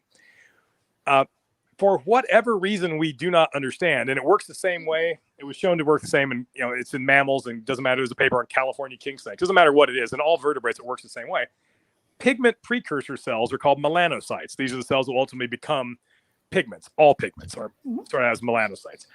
Those melanocytes can't migrate out of that neural tube by themselves. They basically hitch a ride with other cell types. Like, oh, you're going to the rectum? I was like, oh, I need to go down there and put some pigment on that scale. It's like they just hitch a ride. So they're just hitchhiking with other cell types, and they co-migrate with those cell types. So when you rearrange where the pigment goes, you are also at times rearranging whatever it was hitching a ride with. And this is why you have problems with some morphs, why they have baggage, because sometimes the things you're rearranging cause problems. Neurological deficits being the most obvious example. But there are, because most genes do multiple things or have a role. A gene might have a couple of different jobs, and we focus on its role in color and pattern. Yeah. But it might have some other ancillary function that has very little, if nothing, to do with color and pattern that has a role in something else also. And when a gene isn't doing its color and pattern job correctly, it's not doing any of its jobs correctly because it's broken. And sometimes that gets you into trouble. We shouldn't be surprised that there are morphs that have problems. We should be thankful and surprised, really, that so many of them don't have problems. I was just about to say that we should celebrate the albinos and leucistic things that do survive. That the number of mutations of any species that have problems is actually pretty small. It's mostly, because you'd almost expect it to be higher. But we shouldn't be surprised with that. And there are a few in carpets. There's more in ball pythons than anything, but I think that's just because they've turned over every single rock in West Africa looking for these things, and you just found them all. It's like you have a larger sample size because there's. Yeah, so I just recently did a zebra to zebra pairing. Ooh. And I know. And so I ended up hatching out 2 super zebras from the clutch. But I lost 6 eggs in the process. I'll give you every single one. I cut the embryo, had a fucked up tail. Yeah. And so yeah. Exactly. Yeah. That's what it is with those guys. No one knows the exact sort of causal mechanism that causes that. But what you find with super zebras, and the same with batik blood pythons and the super batiks, the same exact mutation, is that a lot of them die in the shell really close to the finish line. With the super zebras, it seems like for something that should incubate about 55 days, like 42 to 45 it was right days. around 40 days that I lost almost all of them. Yeah, and at that, based on their stage of development, about 40 odd days, there's something that basically embryos will develop right up until the point where they need something in a genetic sort of way that they don't have, and then they just abort. It's like, oh, we don't have that. We're not doing it. It's like there's something that happens around that point with those embryo, with that mutation or that combination that they have a hard time with, and that a lot of them die. I would say you having 2 make it and 6 not make it is really high. Usually it's about 25. In my experience, about 1 in 4 super. That's what it was. It was a clutch of 24 and 6 died. So it was exactly 1/4. I'm saying like of the super zebras that you have. That I actually got that many? 25%, about 1 in 4 actual super zebra embryos in my experience. No, I didn't think I was going to get any. I was shocked that I got 2. So Nick, let me ask you this. I've had clutches where 1 made it and 5 didn't. I've also had a clutch with 8 of them and they all made it. Oh, that's crazy. So where do you sit on where it's acceptable to keep around some of these genes, such as spider, jag, super zebra, these things that, yes, they can survive, but we do know there are some issues, whether some people try to, some issues aren't as bad in some individuals. Where do you sit on us still producing these things in the hobby? I'm conflicted, and I don't want to be a hypocrite. I've never even owned a spider ball python because I just always thought they kind of made things look less cool, not more cool. I just was never into the aesthetic, but I've certainly made jaguar carpets. I hatched them a minute ago. I mean, the first time I've hatched a jaguar in 4 years, and even that was just because like an animal that was like, no, I had 2 clutches of them this year. But animals get old and die, and sometimes you have to like pull somebody out of retirement because, oh shit, I don't have a super caramel female that isn't a jag. I've just got this 1,000,000-year-old female that is who I retired years ago. So I had to like breed her, except that some of them are going to be jags so that I can hold back some non-jags. So I actually have like a handful of jaguars the first time in years. I don't know. I didn't want to make a big stink about it. It's like I've just gradually, like a lot of people in the hobby, have just gradually moved away. Not like dumped everything and set the place on fire so much, but just kind of like eased down out of it. Just quit, make less and less until you just don't hold me back, and over time just kind of phase that out. Yeah, as a newer person to the carpet hobby, I haven't picked up any jags. I don't have a single one in my collection. Some of them are cool. I mean, They're cool. They're amazingly, like I've seen some incredible animals. I sold mine. I was just tired of him flopping around every time I try to feed him like an idiot. I made 3 exanthic caramel jags. There's only 4 pure coastal ones in the country, near as I can tell, and all of them were one's an adult female I produced, and these 3 that just hatched. Oh wow! I wanted to make. It's like, long story as to why even. There's a female that I was supposed to have found a home for and didn't, and I chucked the male in there and actually got eggs. So it's now they're I don't know. I'm conflicted. They're not a total train wreck. Usually they eat, they grow, they breed. It's not painful. They're not aware they're doing it, but I wish they wouldn't. And so I'm like, I just think that in a general sense, we'd probably be better off if we didn't make things like that. But I'm not gonna get on anybody's case for who does continue to make that kind of stuff. I think we all got to make our own decisions in that regard. So one thing I feel like, oh, sorry, what were you going to say, James? No, go ahead. I was going to say, so one thing I feel like the carpet python community does really well compared to, say, like the ball python community is selective breeding projects. You see a lot more development of traits, like tigers or that sort of thing that aren't necessarily tied to one gene, but just are developed over, long periods of time of breeding. And so one of the ones I always think about is your ivory jungle project.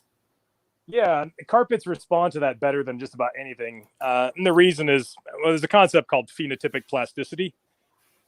There's a kind of the goalposts of what anything might look like on average for a given species. That's not a static sort of thing. There's a range of variation. And carpets across the board, some species more than others.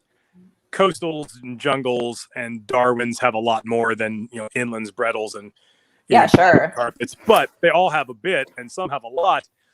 And when you have that wide range of variation, they respond super well to selective breeding.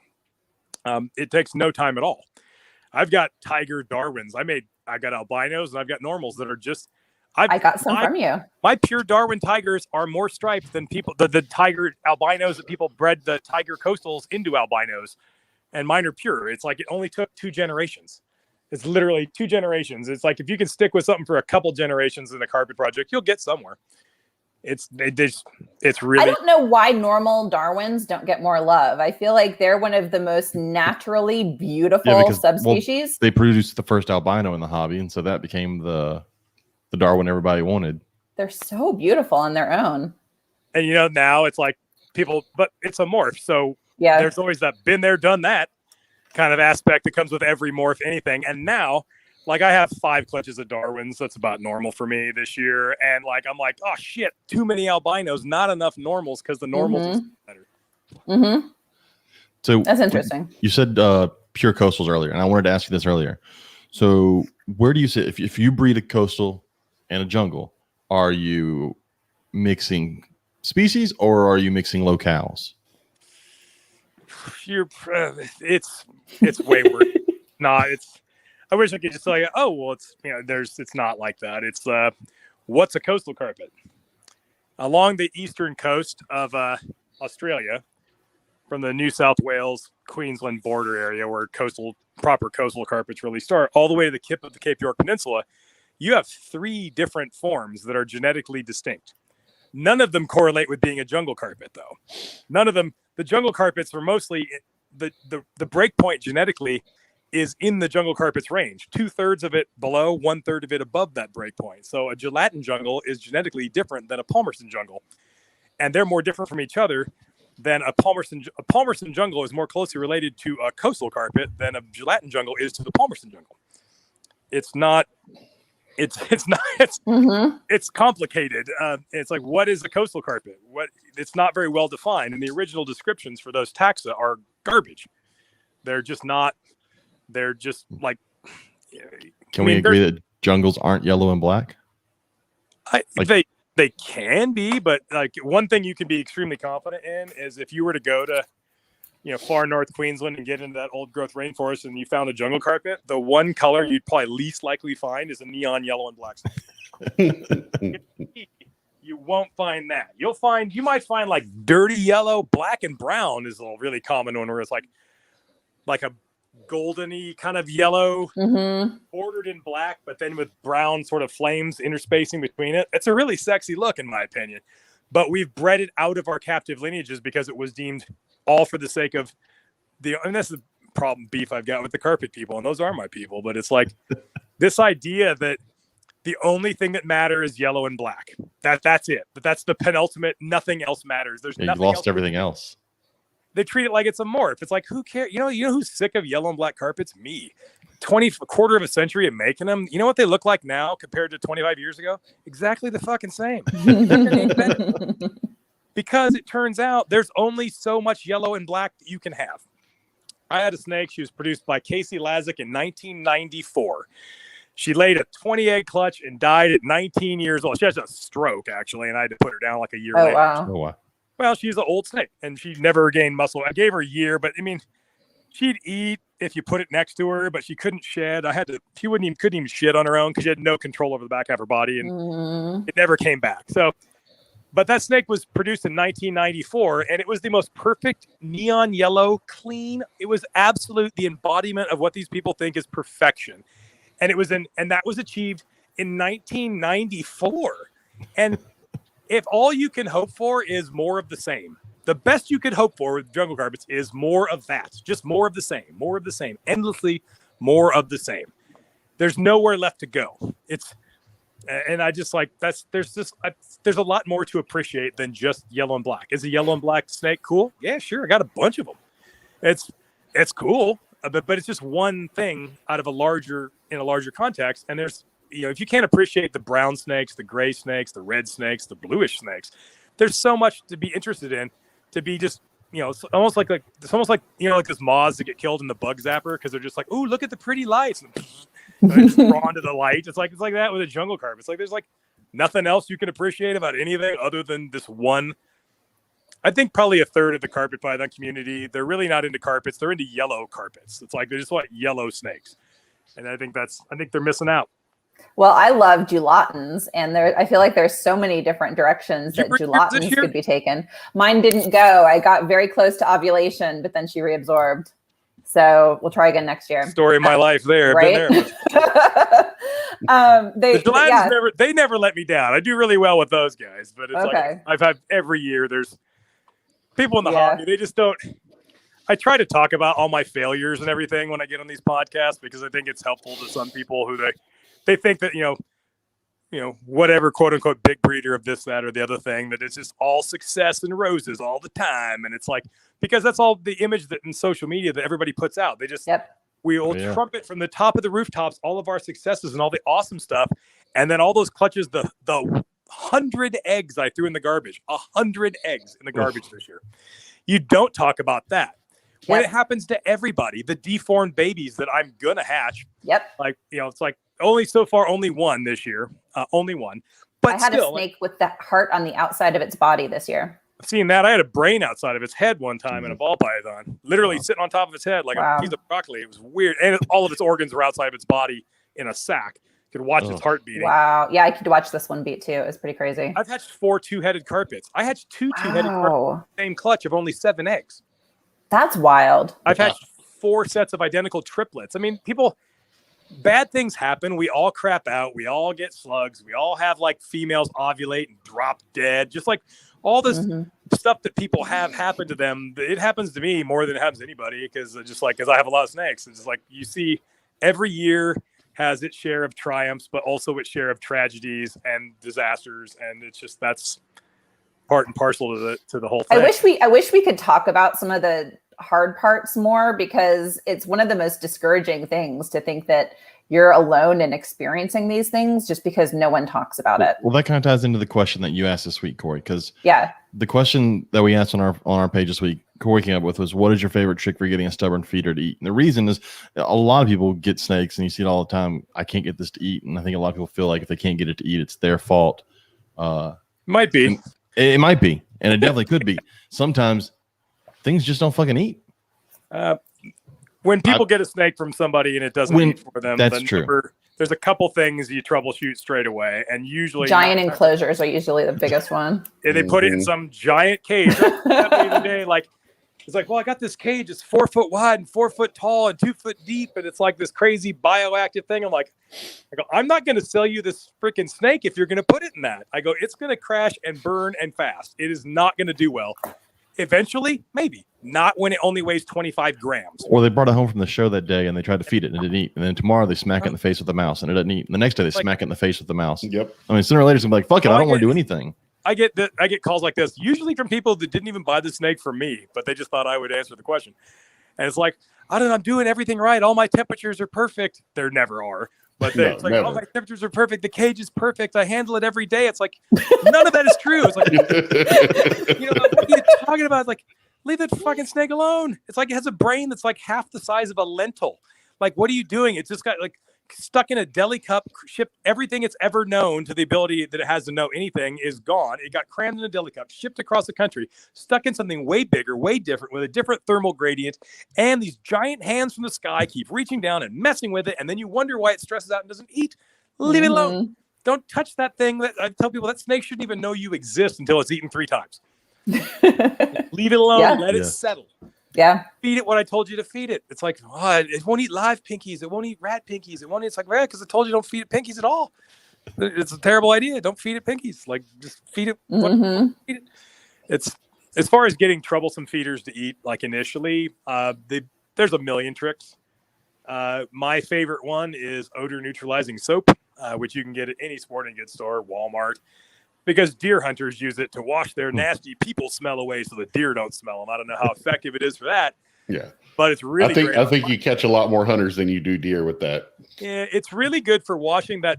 The smell is what they find offensive, particularly of mice. I mean, if you make the mouse smell like nothing, that works pretty good in a lot of cases. And then if you need to go a step beyond and then scent it with whatever else, if you first, most of the time people that you take a stinky ass mouse and rub it on a chicken, you just got a slightly chicken scented stinky ass mouse. If you wash the mouse and make it smell like nothing, then you you get a much better response. Well, that's so several of our answers basically on that direction. Victor said he washes the mouse with Dawn dish soap, and then he offers it to his alternate hatchlings, and they took it pretty much right away. And then several of them say things like Vienna sausage juice. I've seen tuna juice, salmon juice. Yeah, Tuna juice is the thing. It depends on what it is and what they're going to respond to is going to be a little different. But I don't know. A lot of times the biggest thing you can do is be patient and not expect things to eat. You're trying to take an animal that, in my case, there are a bunch of snakes that I'm struggling to get babies to feed literally right now. Like every day I'm constantly messing with babies. And every day there's like, hey, 5 more ate this time. And then there's still 100 more that haven't, but you just chip away at it. You have to be patient. You have an animal that's looking for some Australian gecko, and you're trying to get it to eat a dead European mouse. It doesn't know what that even is. And you're wondering why. It's like it's a stretch. Or people that insist on if you're going to keep snakes, you better be at least willing to feed them a live rodent from time to time. It's like that is a thing. Mm-hmm. This idea that they just come out of the gate and always eat frozen their whole life. Sometimes maybe not. Like you need to be the first thing I tell, did you try feeding it live? No. I was like, well, try that. It's the obvious thing to try. It's the easiest thing to try. Well, it's like if you don't want to feed it live, at least just kill it and do fresh kill. That way, it's still warm. It still smells like it was alive. Try that. It was about 6 months ago. I had one of these. Somebody had sent a snake to and everything. And like, all my temps and everything are doing exactly what you told me. It's like, I'm like, what are your temps?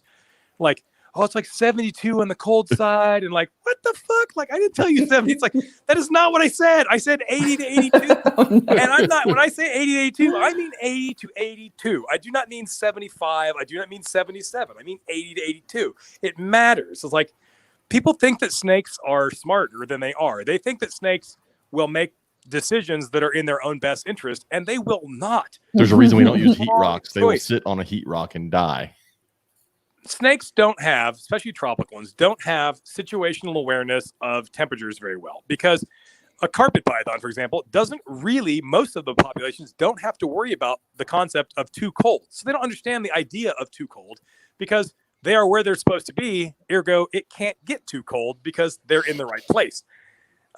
In the more subtropical ones anyway. And they all understand too hot, because even in all the range, it'll get too hot and they know to seek refuge from high temps. But the concept of that low end cutoff of low temps kind of eludes them.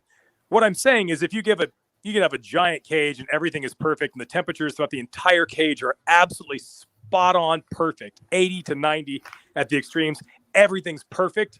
And then at the bottom of the cage, you put a big ass block of ice and put your hide box on top of the box of ice, the ice, frozen snake every time. Every freaking time they'll sit. It's like this. They're just not, because they don't quite get that. They will choose security over temperature every single time to their own detriment. See, what's funny is my most recent trouble feeders, they're not so much trouble feeders as long as you understand their biology. So I got rubber boas last year, and they're babies. And a couple of them kind of wanted to eat, and they quit eating.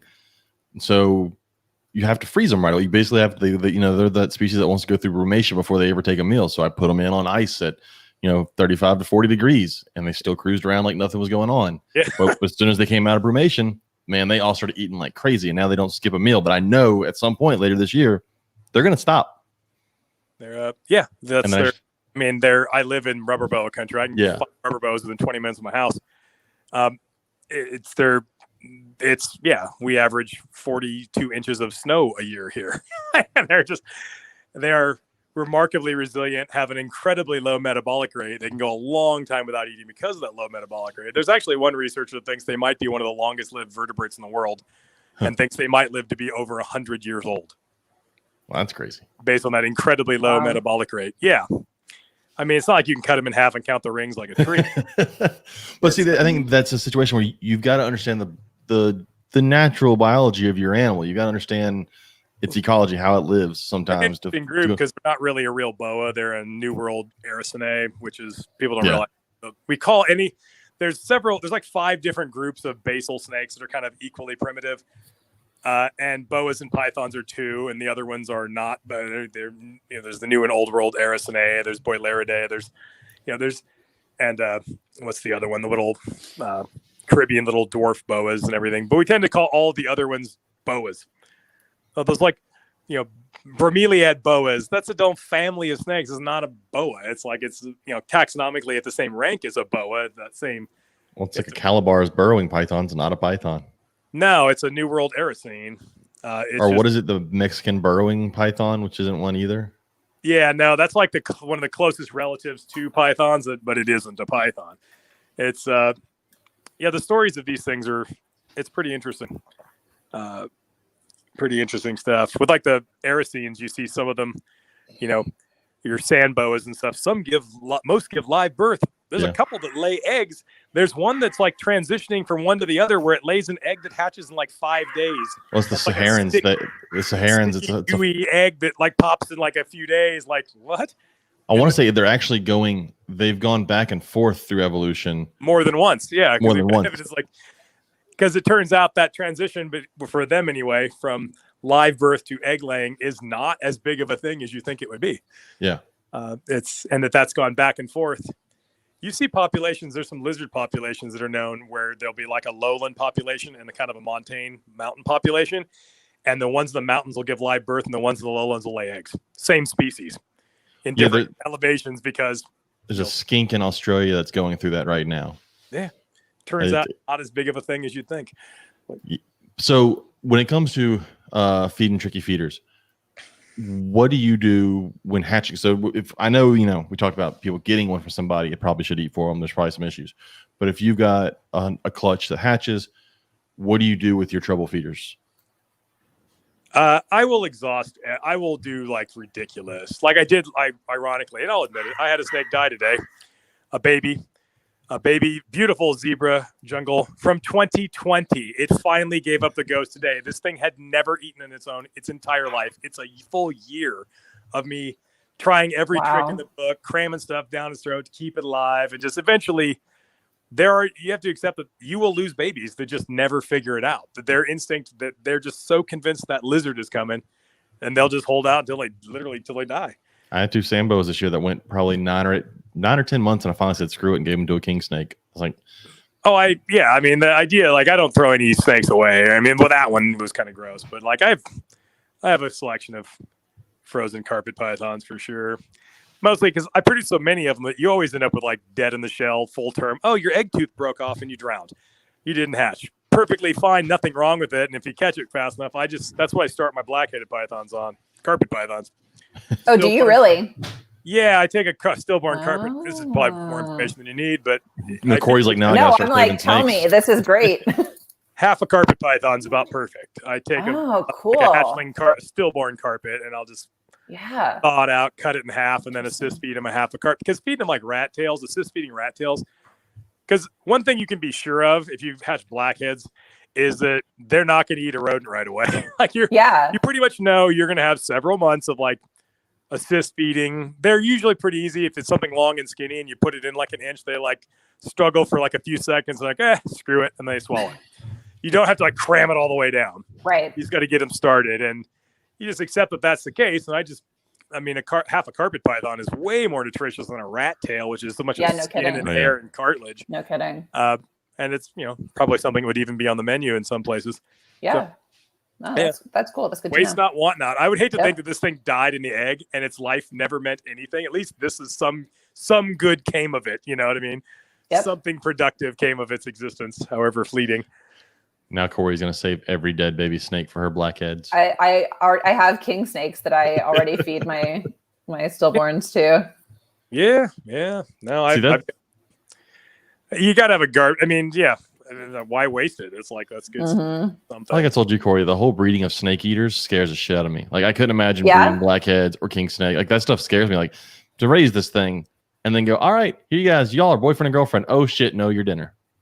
And you always meet someone who's like, yeah, she ate her boyfriend last year, so I had to buy another one. I mean, MBKs are a prime example of that. I know so many people who've lost one or the other in breeding.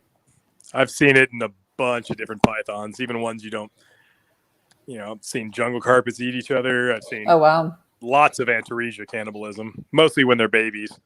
They'll, eat each other. I mean, it's happened in ball pythons. I think people go, well, I put these two ball pythons together and then they have one ball python. And when it's babies, it always works out the same, where the one that gets eaten dies and the one that does the eating also regurgitates it and dies.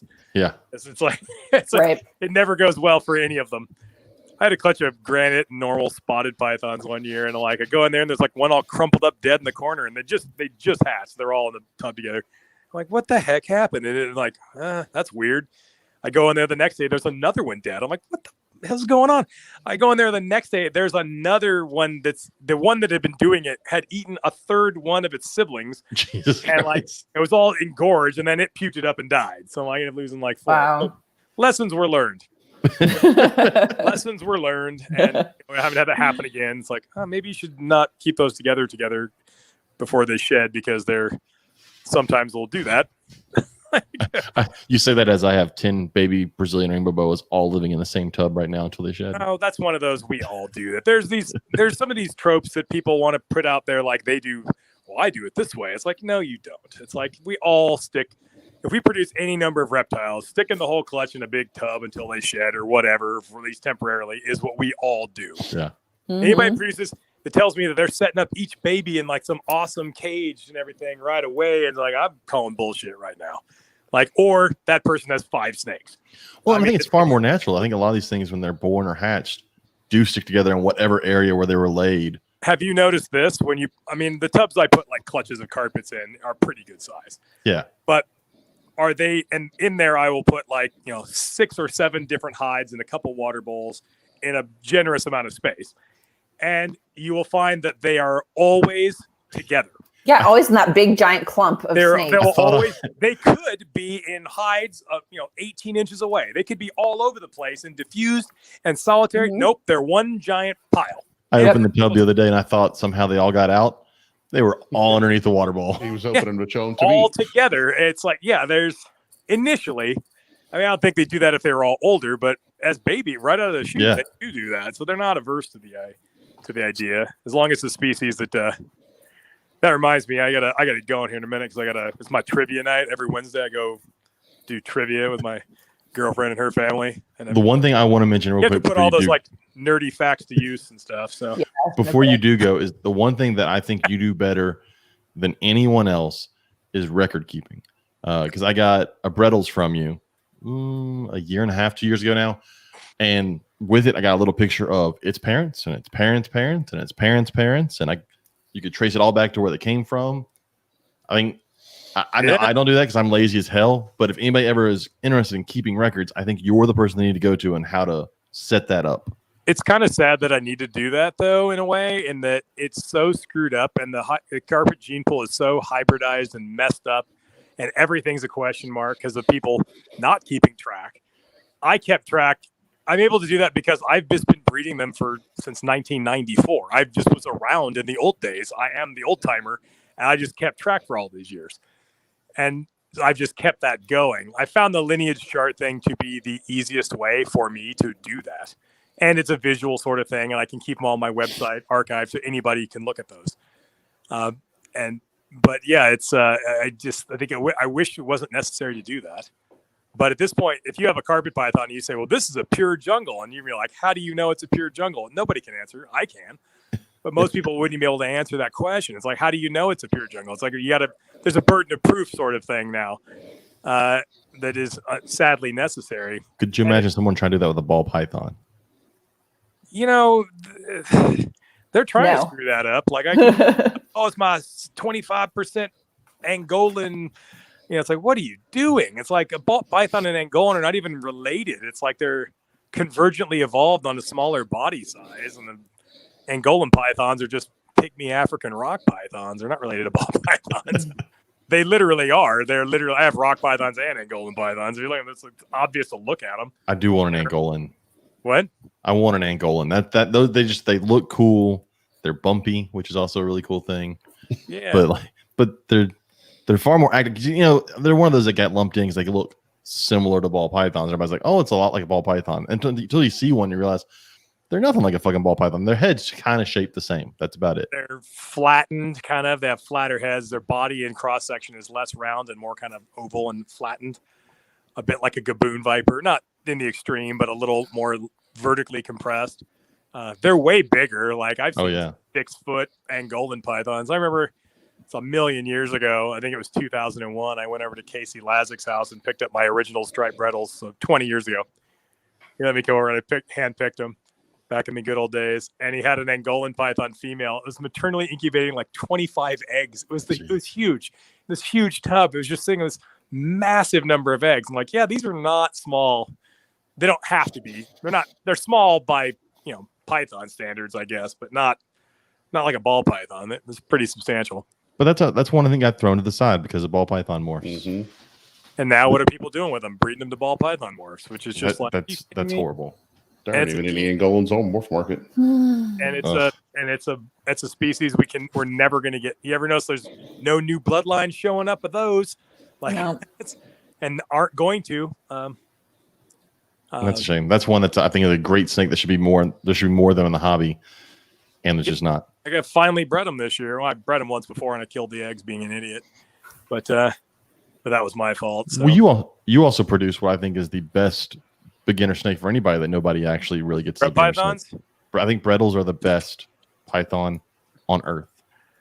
Yeah, they're awesome. They're like a respectable size, but not too big. Big, but not too big. Colorful. Super mellow, impossible to kill. Yeah. You can't be like, oh, I got it too cold. I'm like, no, you didn't. It's still hanging out. It's good. Yeah, I think I've only a number of Brettles pythons I've ever had die. I think one. I've had one Brettles python, and I've been keeping them since 1999. Wow. So one's died. And it was the striped female I got from Casey in 2001, and she died when she was 19 years old. All the rest of them are, they're adults that I have, found new homes for, or retired, and they've gone to live with other people. And maybe I don't understand why there's not more of them. Yeah, what? I do my best. I make a lot of them. I had 10 clutches. You do make a lot of them. I only made 4 clutches this year, partly because I wanted less of them this year, and partly because I had a terrible season. So it's just, I was only going to try for 6 clutches, and then only 4 of them went, and then a couple of them were pretty low yield, sort of. So I'll probably have 100, but not the normal numbers for sure. But no, they're my favorite species of python. Period. I think if anybody wants, a decent sized snake that's still handleable and that is super easy to take care of, they've got to get a Brettles. They get pretty when they get older. They stay pretty when they're older. They don't. They're usually pretty mellow. Yeah, they're like. I would say they're as mellow as ball pythons. They're on that same sort of level. Well, they just have that pretty natural red color. Like you don't get that outside of a lot of morphs. Worst bite I've ever had was a big ball python. So, all right. Well, you're working like your 82-degree snake building, and my work clothes is basically my gym shorts, flip flops, and no shirt because it's 82 degrees and there's no windows, and who cares? And feeding rats, and the thing just flies out of the tub and just bites me right on the pec, just right in the middle of my chest, and just was going to eat me, and it just kept twisting and just giving you Oh. the bit. It was like black and blue and teeth broken off. It was like I was just about to take a knee. Yeah, it was a ball python. I've never been bitten by an adult Bredl's python. That's crazy. Never been bit by an adult. I've had the occasional lunge at me when I'm feeding, but that doesn't count. That's just a good That feed doesn't count response. at all. I had one land a bite. My forearm, I got a jungle carpet that got me the other day. I've got the worst bite in recent years. This big ass black bruise, and you can see every tooth mark. And I have really sort of vascular, veiny forearms, and it totally caught that main vein that goes down your forearm, and like just that was A bleeder, but that was not good. yeah. Still looks gross, but Well, that's why we're dealing with these baby rainbow boas. I wear leather gloves, and people can call me pussy all they want, but Robert's seen it. You put a hand in there, and you're getting 10 bites all at one time. yeah. I'm like, I'm not going to deal with that. I don't feel like, I just don't feel like taking all those teeth at one time. Yeah, I've got like a tub with 20 baby Darwins in it right now. That's like honestly all this bunch of, and they're little, but it's like you guys are a bunch of jerks. You're It born shows assholes. people love to ask if they can hold the baby jungles. And I'm like, no, you can't. You ever just look at them, it's like, why do you hate me? I do everything for you. I feed you, I clean you, I provide you with a home. I was partly responsible for your very existence, and for all my efforts, you just hate me. I'm just like, some of them. I don't know about when I sell these rainbows at shows. I'm hoping they're all online sales, so I never have to like hand one over to somebody. That way they can just deal with it biting them when it comes in the mail. Yeah, I mean, I don't know. Like you get it too, I'm sure. It's like, oh, is it tame? It's like In a year? Yeah. I'm like, it's like a scrub python. What are you talking about? Go buy something else. You're like, are you familiar with scrubs? It's like if you're asking me that question, I don't want to sell it to you because This it's is not going to. not the animal for you. There are those red flag questions. Yeah, no, you're not ready. Just Yeah. want to be like, define tame. It's like, no, it's like it's horrible. Will it calm down? No. No, it won't. And it hates you, and it's always going to hate you, and it's always going to be plotting your demise forever, and there's nothing you can do about it. I have a children's python like that. My children's python accept fucking that. hates me. You need to accept that, and if you can deal with that, fine. But if not, like it's like you're not going to change its ways. Like it. Weirdly, like the super aggressive ones are easy to deal with because you don't give them any slack. You know what it's going to do. You're on guard around them, you know. But yeah. Patternless southern scrubs I got that my friend Brandon Wheeler produced, and like I don't trust those things at all. They've never bitten me, but I know not to trust them because they're gonna bite me. They're gonna try. They're thinking about it every minute of every day. That must be Katie, the Hi My people. And that's why you open it. You open the with the hook, and you're. I know what the deal is, and some of these things, like all those white lips, I hate so much. Like I had to do the clean and feed. You ever do that with a really aggressive snakes? Like you clean them and feed them at the same Yes, time. you give them food so that they're distracted. They're just killing that rat a Yep. lot. Like, and if it's a frozen rat, sometimes you got to like reach over with the tongs or hemostats and kind of jiggle. It's still alive. And then kill it again while you're still. If you got to really get in there and clean, and like, and then it's the clean and feed. Yep, it's the only way to go. absolutely. Scrub pythons and white lips. The rest of them, maybe. But yeah, if it wasn't for that, some of those things might never get fed. That's. Nick, thank you so much for coming on today. Thank you, Nick. It's been great. Yeah, no, thanks for having me. I've wanted to have you on here for a while, and finally I was like, "Ooh, Corey's gonna be on here." Corey will Don't enjoy ever this. ask me to do these shows anymore. Like I'm always around too. Like man, like I haven't been on a podcast since November of 2019. Like We'll fix that. I'll have you on again. yeah, I'm always around. Like I'm old. I don't have a life anymore. I'm past that point. So just pretty much. Well, go I'm play. at that age where like you make up a reason to go to Walmart at like 9:00 on a Saturday just so you can get out of your freaking house. And that's the outing. Like, woo, I'm going to. It's like you're just looking for some shit to buy just because you just can't stand being in your house. That's how far it's devolved. Like it's too old for anything else. Well, you can go play trivia tonight. Yeah, like Although it doesn't sound like a young game either. I have those brains that's like completely full of just useless scientific little factoids, and it totally comes in handy. Yeah, I bet you're great to have on the team. A couple weeks ago, it was like, it was like a multiple choice, like, what's the speed of light? And it was like, and I put on 186,000 miles per second.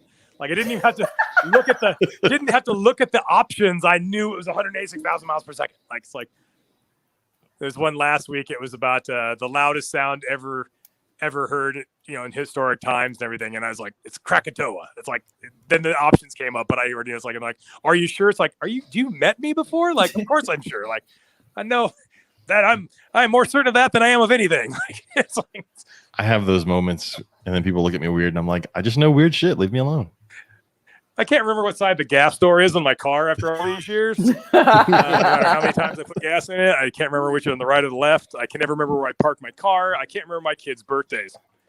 Yes, but your car should be easy to see. I've seen you building the one. I have a couple cars. Those are the ones I just work on all the time. I suck all my money away mostly. But I just like the bright green. It draws me in every time I see a picture. I get to drive that one. The other one I just work on. The one making all the parts All for. the fiberglass. The one I just work on. It seems like. But if you ever want a hole in the ground, you just stand back and throw money into. I highly recommend it. You mean other than snakes? I'll say snakes do a pretty good job. When your hobby becomes your business, you need another hobby. You need an interest outside of reptiles. You lose your freaking mind. That makes sense. Yeah, I do fishing also, and that spends a lot of money too. You need an escape from that. You need something to do that's nothing to do with that whole world and everything you can just kind of be into for yourself. So that became that. It's not bad. Yeah. Literally right now. But I can hear keys. Literally in a car. We're gonna be there in 10. Like it's my one big outing. This is like what? You live in the extreme time zone where it's still early. Oh no, we lost. I think we're losing him. I think we're losing Nick. All right. And I think he's gone. Oh,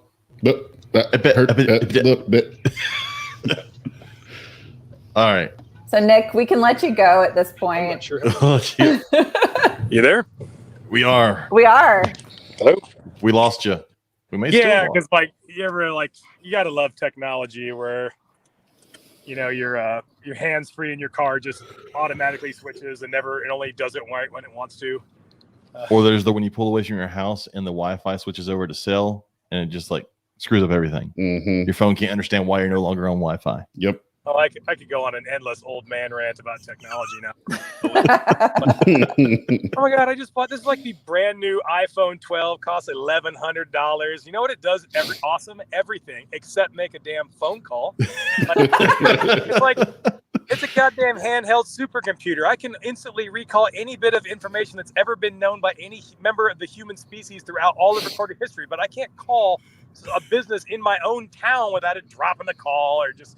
It's like that's the least. It's like quit trying to make the battery lighter and last longer, and quit adding extra cameras. And how about for the iPhone 13, just make a damn call without dropping it? How about it just works right all the time? I'd pay money for that. They've made phones less and less phone-like. That's why I tell my customers it's best to email, text, or send me a Facebook message because talking on the phone is like the biggest struggle these days. I'm old, so I still maintain that sort of archaic, antiquated ability to have a conversation with an actual human being, person to person, which is definitely a dying art for sure. No, it's the best to call up Nick, but you've got to set aside at least 45 minutes of your day. Yeah. Charge your battery up. Right? I know I'm bad and I ramble because I'll have it's wonderful. I know you're dodging my call. I swear I'll keep it brief. It's bad when you hear the laughing in the background to agree with you. My girlfriend's driving since I'm still on the call and everything. She just as soon as she heard you guys set aside 45 minutes. Apparently that was humorous. Oh, well, go enjoy your time. Yeah, go have fun. It was a blast talking to you, Nick. Well, if you ever have a guest cancel or you need somebody on short notice, I don't have much of a life these days, so we will definitely have you back. They will take you up on it. I'm always up for anything. All right, it's good talking to you guys. Good talking to you, man. Bye, Nick. Bye. All right, that was awesome, y'all. That was great. It was very scientific, so I know Robert was just answering emails over there, I'm sure. Yeah. Dealing with some shit. But so Robert, do you want to go ahead and do your people of the internet? Because we didn't get to it last week because we had the phone's almost dead. Let me see if I can get him up here. we Our talked guests about last week weren't the type to do that with. No, but last week was really good. I It enjoyed was that. a great show. 2 weeks in a row, great. You've had, Who do we yeah, have you on guys 3 have weeks been ago? rocking 'Cause I it don't wanna- recently. Oh, it was just us. Yeah, it was just us the week before that. Because it was supposed to be Jason Miloradovich, who is tentatively our guest for next week. I just didn't mess myself up by saying it out loud. So apparently last weekend was the weekend of let's just pick up cottonmouths. Yeah, I saw a lot of pictures of that. Yeah, like 3 different posts, one in the Tennessee group and 2 in our Texas group. Just holding them by the head. People just no, like one of them was like, "Hey, this snake was really docile, and my kid was playing with it. I saw that. What kind was it?" That's a cottonmouth, and they were like, "Oh, well, God, it didn't bite him. It was really sweet, though." Oh my God. Yeah, and then another one was, here's one where someone in Eastern Middle Tennessee said, "My dog just brought me this snake. I don't know if it was bitten or not. Is this a copperhead?" And it is. And someone says, "I think that's a Transpecus rat snake. The eyes are too buggy as a copperhead."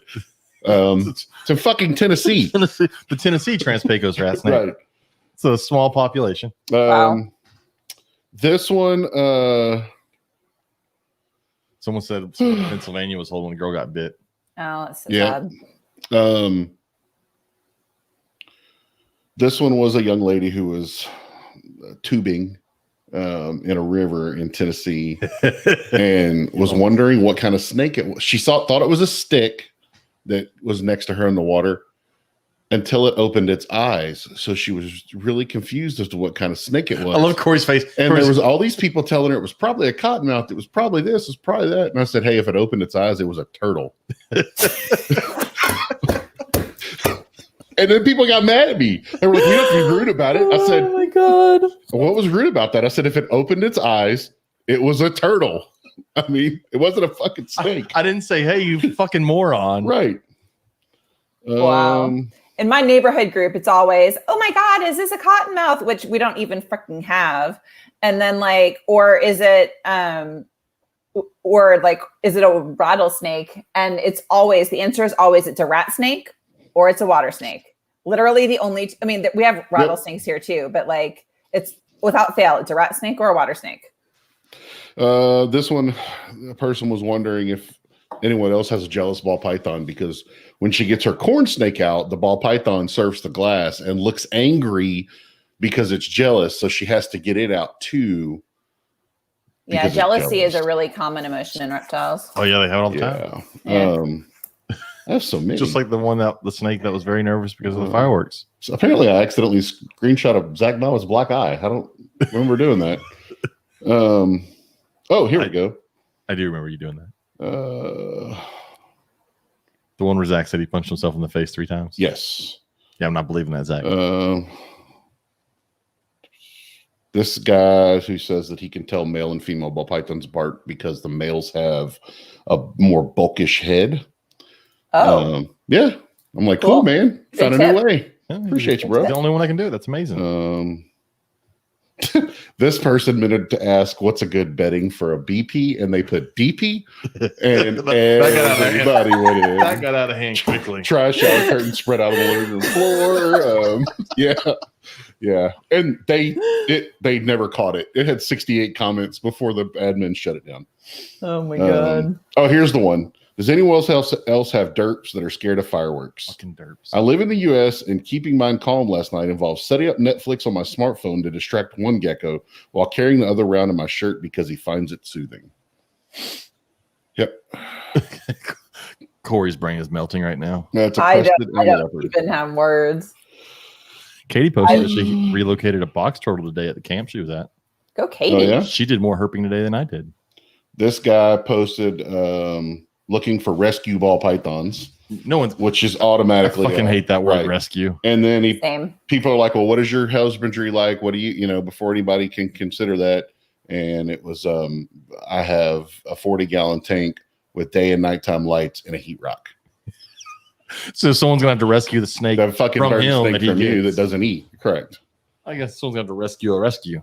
And people offered him advice, and he was actually really receptive to it. But it's just the whole thing is don't be out here trying to get free animals and call it a rescue, and you don't even know how to take care of them in the first place. Yep. At least they were not like a lot of them who, get all pissy whenever you try to tell them, hey, that's not a proper husbandry. Well, you don't give them the answer they want. Right. Well, I saw on YouTube, blah, blah, blah, blah, blah. It's like, oh, okay. So speaking of YouTube, I did watch a YouTube video that I want to talk about. It was Wiccan's Wicked Reptiles. Top 5 beginner reptiles you have never heard of. Because a lot of times you'll hear, when we've talked about beginner reptiles in here before, not being beginners. Bearded dragons, not a great beginner reptile. Iguanas, 100% not a great beginner reptile. So some of these were pretty good. We actually mentioned a couple of them. The first one here was rubber boas. Now, he's excluding price on this list because sure. They're not beginner price, but rubber boas, as long as you can get them past that first year where they want to brumate and then eat, I've found them to be a pretty easy snake. Plus, they don't take a lot of heat, and they're pretty cool, and not a lot of people have them. So I would kind of agree with that. We talked earlier with Nick about Angolan pythons. That's on this list. I would agree with them. Again, not going to be the cheapest because you can't find them. They're not. There's I just looked on Wolf Market. There are none. Yeah. I have a friend who just hatched them out, but yeah. Yeah, I want one so bad. They're cool looking. You also put on Chihuahua geckos. No, that's a good thought. Yeah, they're obviously not cheap. Pricey, but yeah. But everybody looks at crested on one side, and they look at why was my brain going? Carl, what is the big ass lychees? Lychees on the other side. Chihuahua's there in the middle that no one really talks about a lot. That's true. So and that's true. Being one of those types of geckos that don't take a lot of heat. I always recommend geckos to people who want beardies. Yes, a leopard gecko is going to be so much easier. Yep. This was one, and I have no experience and I have no idea. But he said a mandarin rat snake. I know they're very pretty. Oh, I would not call that one a beginner one. Yeah, I don't. Yeah, I normally don't see any rat snake from Asia ever. Interesting. Those are hard to come by, but they're beautiful. Oh, they're pretty. Yeah, we're lucky that our Blue Beauty is calm, mostly calm. As long as you're not food. As long as you're not food, you get her out of the cage. Right. Once you get out of the cage. Yeah, but in fact, I haven't even been there when we got him out of the cage. You have. Yeah, but I haven't. He's fine once you get him out. Yeah. But that's a big ass intimidating snake. Yeah. Especially when it's coming at you with his mouth open. But apparently people we got him from said he's all bluff. Just reach in and get him. He probably won't bite you. Okay. Yeah, that's what I have to do with my blackheads. I just reach in and grab. If you have any hesitation, it's like they feed off that hesitation. The last one he had was Chinese cave geckos, and I have no experience with Chinese cave geckos. I don't know anything about them. But I imagine they're probably fairly easy. A lot of the geckos are pretty easy to take care of. The one I would add on there that we talked about earlier is definitely Brettle's pythons. Yep. If anybody's ever thought about getting a carpet python, think Brettle's python too. That should be in absolutely. And prices on just a regular Brettle's python are not crazy. Bad. No. And literally, what you should do if you're thinking about getting anything in that whole group of carpets or Brettles, just go check out inlandreptile.com and look at what Nick's got. And he's got pictures of stuff that he has available that he's sold. But that's how I found my Brettle. We were at the New Orleans show last year. I think it was 2 years. It had to be 2 years. I don't know, whenever it was. And I was just scrolling through his thing, and then I saw he had this amazing looking Brettles. I was like, yeah, okay, I'm gonna get it. So I ended up getting it. And I love that thing. I can't wait till it's 7 foot long and red, and I'm gonna make a big ass cage for it. I'm breeding them for the first time next year, and I'm kind of terrified about wintering them. But that's the only thing is I don't plan on breeding it. I don't know. I'm not quite sure how to do it in Texas. We'll figure it out. You're gonna need a big cooler, I know this cooler scares me. I'm thinking of putting them in my laundry room because I have a window in my laundry room, but I can close the door so it's not going to freeze the entire rest of the house. The only problem is the winters down here is yes, it's not consistent. No, it'll be 35 and then 70 the next day. Right, that's the problem. That's the problem. So that was the thing with the rubber bows. I had to buy a little wine cooler for them because I had to get them cold. Yeah, I'll be doing that for my hog noses this year. But they should. How long do you? You shouldn't have to brumate them for too long, right? Hog noses. No, they're pretty easy. Yeah. Wow, Brettles can go anywhere from 700 to 3,000. Well, yeah, you can get the hypo Brettles are really hypogenetic strain. Yeah, I'm getting. Nick has one that he's saving for me this year. That's going to be a hypo stonewashed one. I'm not a big fan It's of going to be my stonewashed. male. Oh, Stonewashed I like doesn't do it. stonewashed. But the hypo does, because I mean I like the red. I like it and with then when you can hypo. make- Yeah, I think I really like them. So I'm going to get a hypo stonewashed from him. But to me, I they're also- still. It's a lot like the Brazilian rainbows in their just regular normal color. They're an amazing snake, also. Absolutely. That I But think- so one of the things that's interesting with bredli is apparently in the wild they tend to be a lot brighter and redder and a lot more looking like the hypo ones really, than they do in captivity. They for some reason seem to darken up in captivity. see, when I picked the one I got, I was looking through a whole because I couldn't afford any of the hypo and all that stuff. So I was looking through all of his normal clutches, and there was one. As you scroll through the pictures, one that was way redder than the rest of them. Mm-hmm. That's the one I got. And when I got it in person, Awesome. it was still bright red. So we'll see what happens as it That's grows. so awesome. But so that was beginner reptiles you've never heard of. I think rubber boas, Angolan pythons, Chihuahua geckos. I probably wouldn't recommend mandarin rats. Any rat snake from Asia as not a beginner. Reptile Fight Club. I kind of enjoy Reptile Fight Club just because of the topics. I love it. Yeah, the topics they choose I really like. They did the pros and cons of reptile regulations, which I I haven't feel is listened very. to that one yet. It's very hard to argue for me to argue the pros of reptile regulations. But I mean, I get some of them. Like I've always said, I'm okay with a permit system if done correctly. But everyone knows that a government will never do that correctly. So we're kind of catch-22 there. I definitely don't think everyone should be allowed to own a cobra. That Right. shouldn't be a thing. Hey, it could be a zebra spitter. That you just let loose. Oh, yeah. So tired of hearing about that already. But So we didn't bring it up last week. So Apparently they showed up and took all of his snakes. From I read on a couple of. I hope so. I saw that. Yeah. Because we talked about this kid a month ago when he got bit by the green mamba. A little longer. Little now, longer. Yeah. He got bit by the green mamba, and we said he did everything right in the fact that he had his book and he had all this. But lo, Oh, I didn't realize it was the same kid. same kid. Yeah. Oh, Jesus. But we didn't know at the time he had already lost that cobra Yeah. before the mamba bite. It overwintered Oh, outside or somewhere in somebody's Yeah. house, or they don't know. He didn't tell the authorities like he was supposed to legally that he had lost it. Yeah. Wow. And so someone else caught it. It has been caught. But yeah, good. If they came and got it, I was saying the other day that I'm in a lot of situations like, yeah, 3 strike rule is pretty good. I think with venomous snakes, 3 strike rule is too much. He did not need 1 more strike. You know, he got bit, he let one loose and didn't tell anybody. Because I think the law there is if one gets loose, you have to report it. He didn't. So Wow. hopefully he doesn't get any of that stuff back.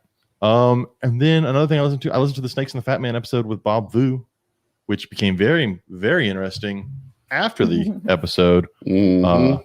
When Bob Vu was having issues with a reptile show that none of us really like. So he, I'll say it because he has no problem saying it. Yep. Bob Vu had issues with Repticon.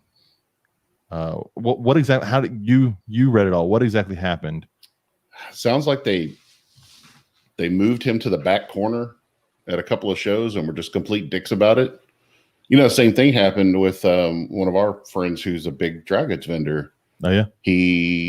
They had a vehicle issue and ended up having to miss a show, and they told him, "Oh well, you don't get preference next time."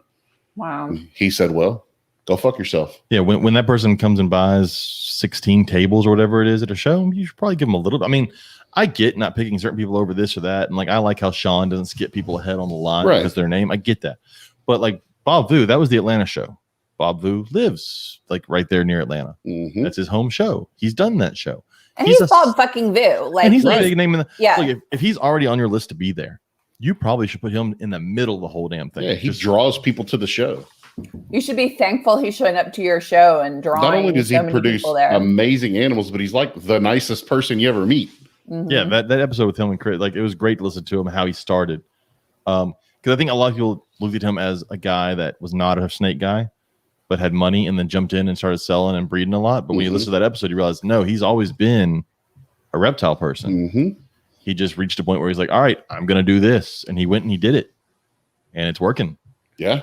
So, but he's done. He pulled every Repticon. He's not doing any Repticons anymore. No. He's gonna do the show me shows, which I hear are great. I've heard wonderful, wonderful things about them. Yeah. And he'll still do NARBCs and all that stuff. And he said, and possibly some others. So we'll see. I mean, I know one set of shows he could come do if he can get on the waiting list. Because the waiting list has other ball python people like Corey Martin Reptiles on there. I'm not on the wait list. No, well, you're on the actual list. But so I watched. There are a lot of ball python people, and that's always something you have to balance. It is what it is. I mean, look, I bullshit on them all the time, but people come there to buy stuff from y'all, so it's true. It is what it is. Plus, if there's 90% ball pythons, my shit sticks out because it's not a ball python. Yep. So some things that I saw on our discussion group. One thing that I saw that was really fucking cool that Ryan Goslow posted. It was pictures of an indigo snake from the Orion Center for Indigo Conservation eating out of a dead shark head. Mm-hmm. It was on the beach, a dead shark. I guess someone chopped the head off and left it there. Mm-hmm. This indigo was coming and like taking chunks out and eating chunks out of the inside of the shark's head, which is very like, you know, that's something you expect from like a monitor lizard, but not from a snake. That's really interesting. But indigos are a weird snake. They got a really quick metabolism. They eat a ton. They're very active. So, yeah, but if you look at the pictures on there, you can see it's head deep inside the back end of this shark's head, taking chunks out of it. Wow. I mean, food's food. Yeah, that was really weird. Let's see. Joe Chandler was scientists found tiny beetle and 230 million-year-old lizard droppings. That's one thing. Oh, here's one that bothered me. So Dallas posted this, and Dallas posted it with the intention of it being something not great. It's this woman on some sort of bayou or whatever. Her house backs up to a bayou, and she is feeding an alligator. Like the alligator's walking up from the water, and she's waving the food, and it's coming all the way up to her, and she feeds it from her back porch. And that's all great and good, except for when Wildlife Fisheries comes and puts that alligator down. Yep. She's now signed that alligator's death certificate. I mean, they're gonna have to kill it. And then people are going to get upset and, well, look at how nice it is. That's great. It's nice at 4 foot. Come back to me when it's 10 foot and it has no fear of humans and it only sees people as a source of food. Right. So people have got to be smarter. That drives me nuts. I can't stand watching animals have to die because people were stupid. So that is a shark head. I just glazed over the picture and thought it was an egg. Yeah, no, it's eating out. It's tearing chunks out of the back of a shark head. Yeah. Weird. Fucking weird. We're down to Nick left and we lost like 8 people. lost all those carpet python people. James and I got to do some herping this weekend. We did. James found not only his first snakes road cruising, but also his first cottonmouths. Yeah. Wow. Road cruising. I've seen cottonmouths before, non-root, but yeah, I never go road cruising because I'm not going to go by myself because that's just it's a safety thing. Anybody out there, sure. Definitely don't go road cruising by yourself. But yeah, we went road cruising the other day, and very early we found a little. It was probably a year-old cottonmouth. It no longer had a yellow tail, still small. And I sat there for the pictures, and when we were done with the pictures, it was like, all right, and it turned around and took off towards the grass. Like I literally said, okay, let's shoo it off the road, and it said, see ya. Yeah. Wow. Gone. Didn't chase us. Did not chase us. Yeah. And then farther down, we come up, and the lights finally hit down the road, and you just see this thing stretching, this 3.5 foot snake stretching across the road with its head up. And it's another cottonmouth sitting there in the middle of the road. And I spent, and it's going to sound bad, I spent 10 minutes having to pull this thing back towards me onto the road to get it to sit still for a picture. Yeah. This thing wouldn't have chased me I mean, it didn't care. It wanted to get away. Yep. We finally got our picture and then it was gone. So then we went the next night and it was a bust on July 4th. That was stupid of us to even be out. The snakes were afraid of the fireworks. They were. There was just too many cars out too, but too many fireworks. But I got a tip yesterday on a really good spot 20 minutes from here. So James and I are going to go hit it Friday night. I've saved several turtles lately. I have removed several turtles from the street. Oh, one thing we got to do yesterday was kill apple snail eggs. Mm-hmm. We were driving where you would actually release a turtle we had saved a few weeks back. And on the concrete culvers there, you could see these giant sacks of pink apple snail eggs, which are invasive if anybody doesn't know. If you see, they are pink and they're probably about 2 to 3 inches long and they'll be out of the water. If you ever see them, knock them into the water. That will kill the eggs. Apple snails are extremely invasive and they need to be killed at any time you see them at all times. Kill them right away. So that was really cool. I'd never gotten to see those in person. I've always seen pictures of them, but it's not cool that we saw them because there were a ton of them. them. I mean, just Oh, this one little really? spot, a ton of them.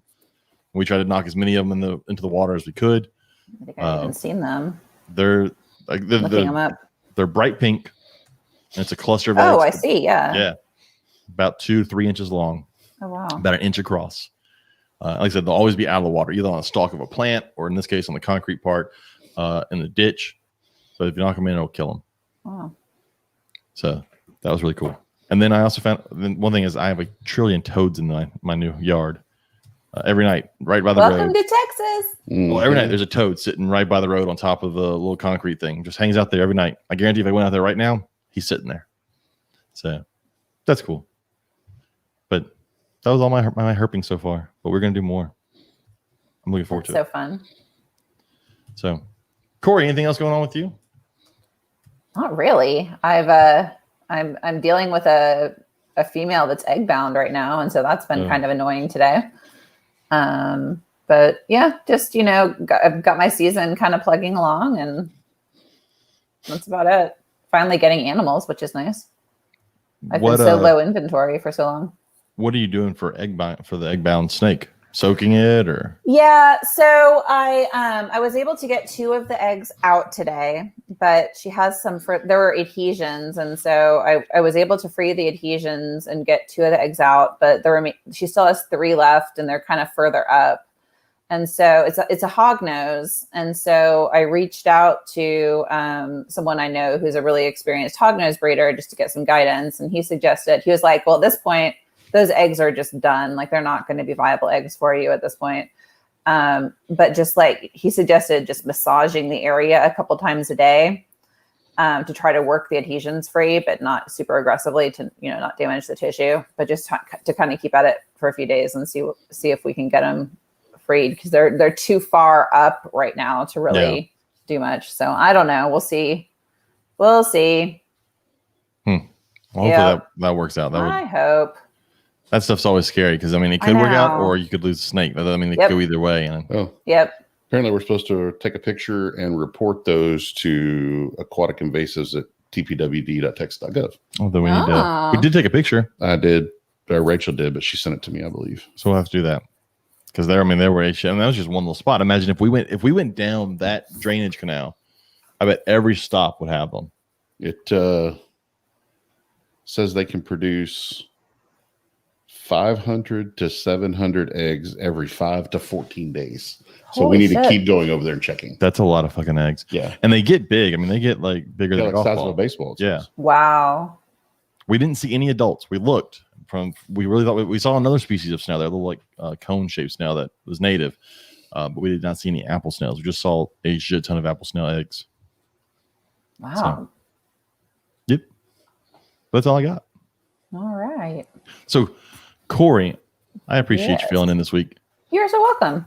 And she was here a little bit ago. I saw her. It was nice that she was able to find a way to pop on. Someone said their female Alterna was egg bound with 3 infertiles, and after she finally passed them, she laid 10 good eggs. Oh, wow.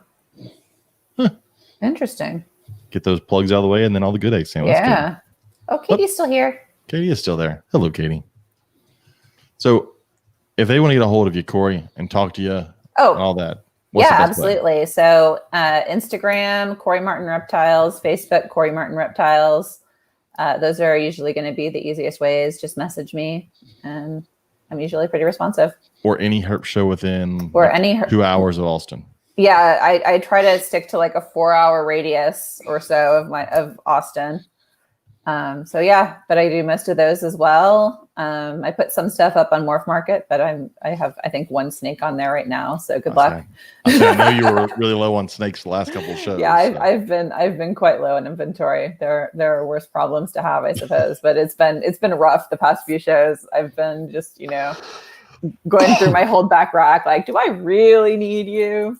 So, Robert, if you want to get a hold of you, www.lsreptileracks.com.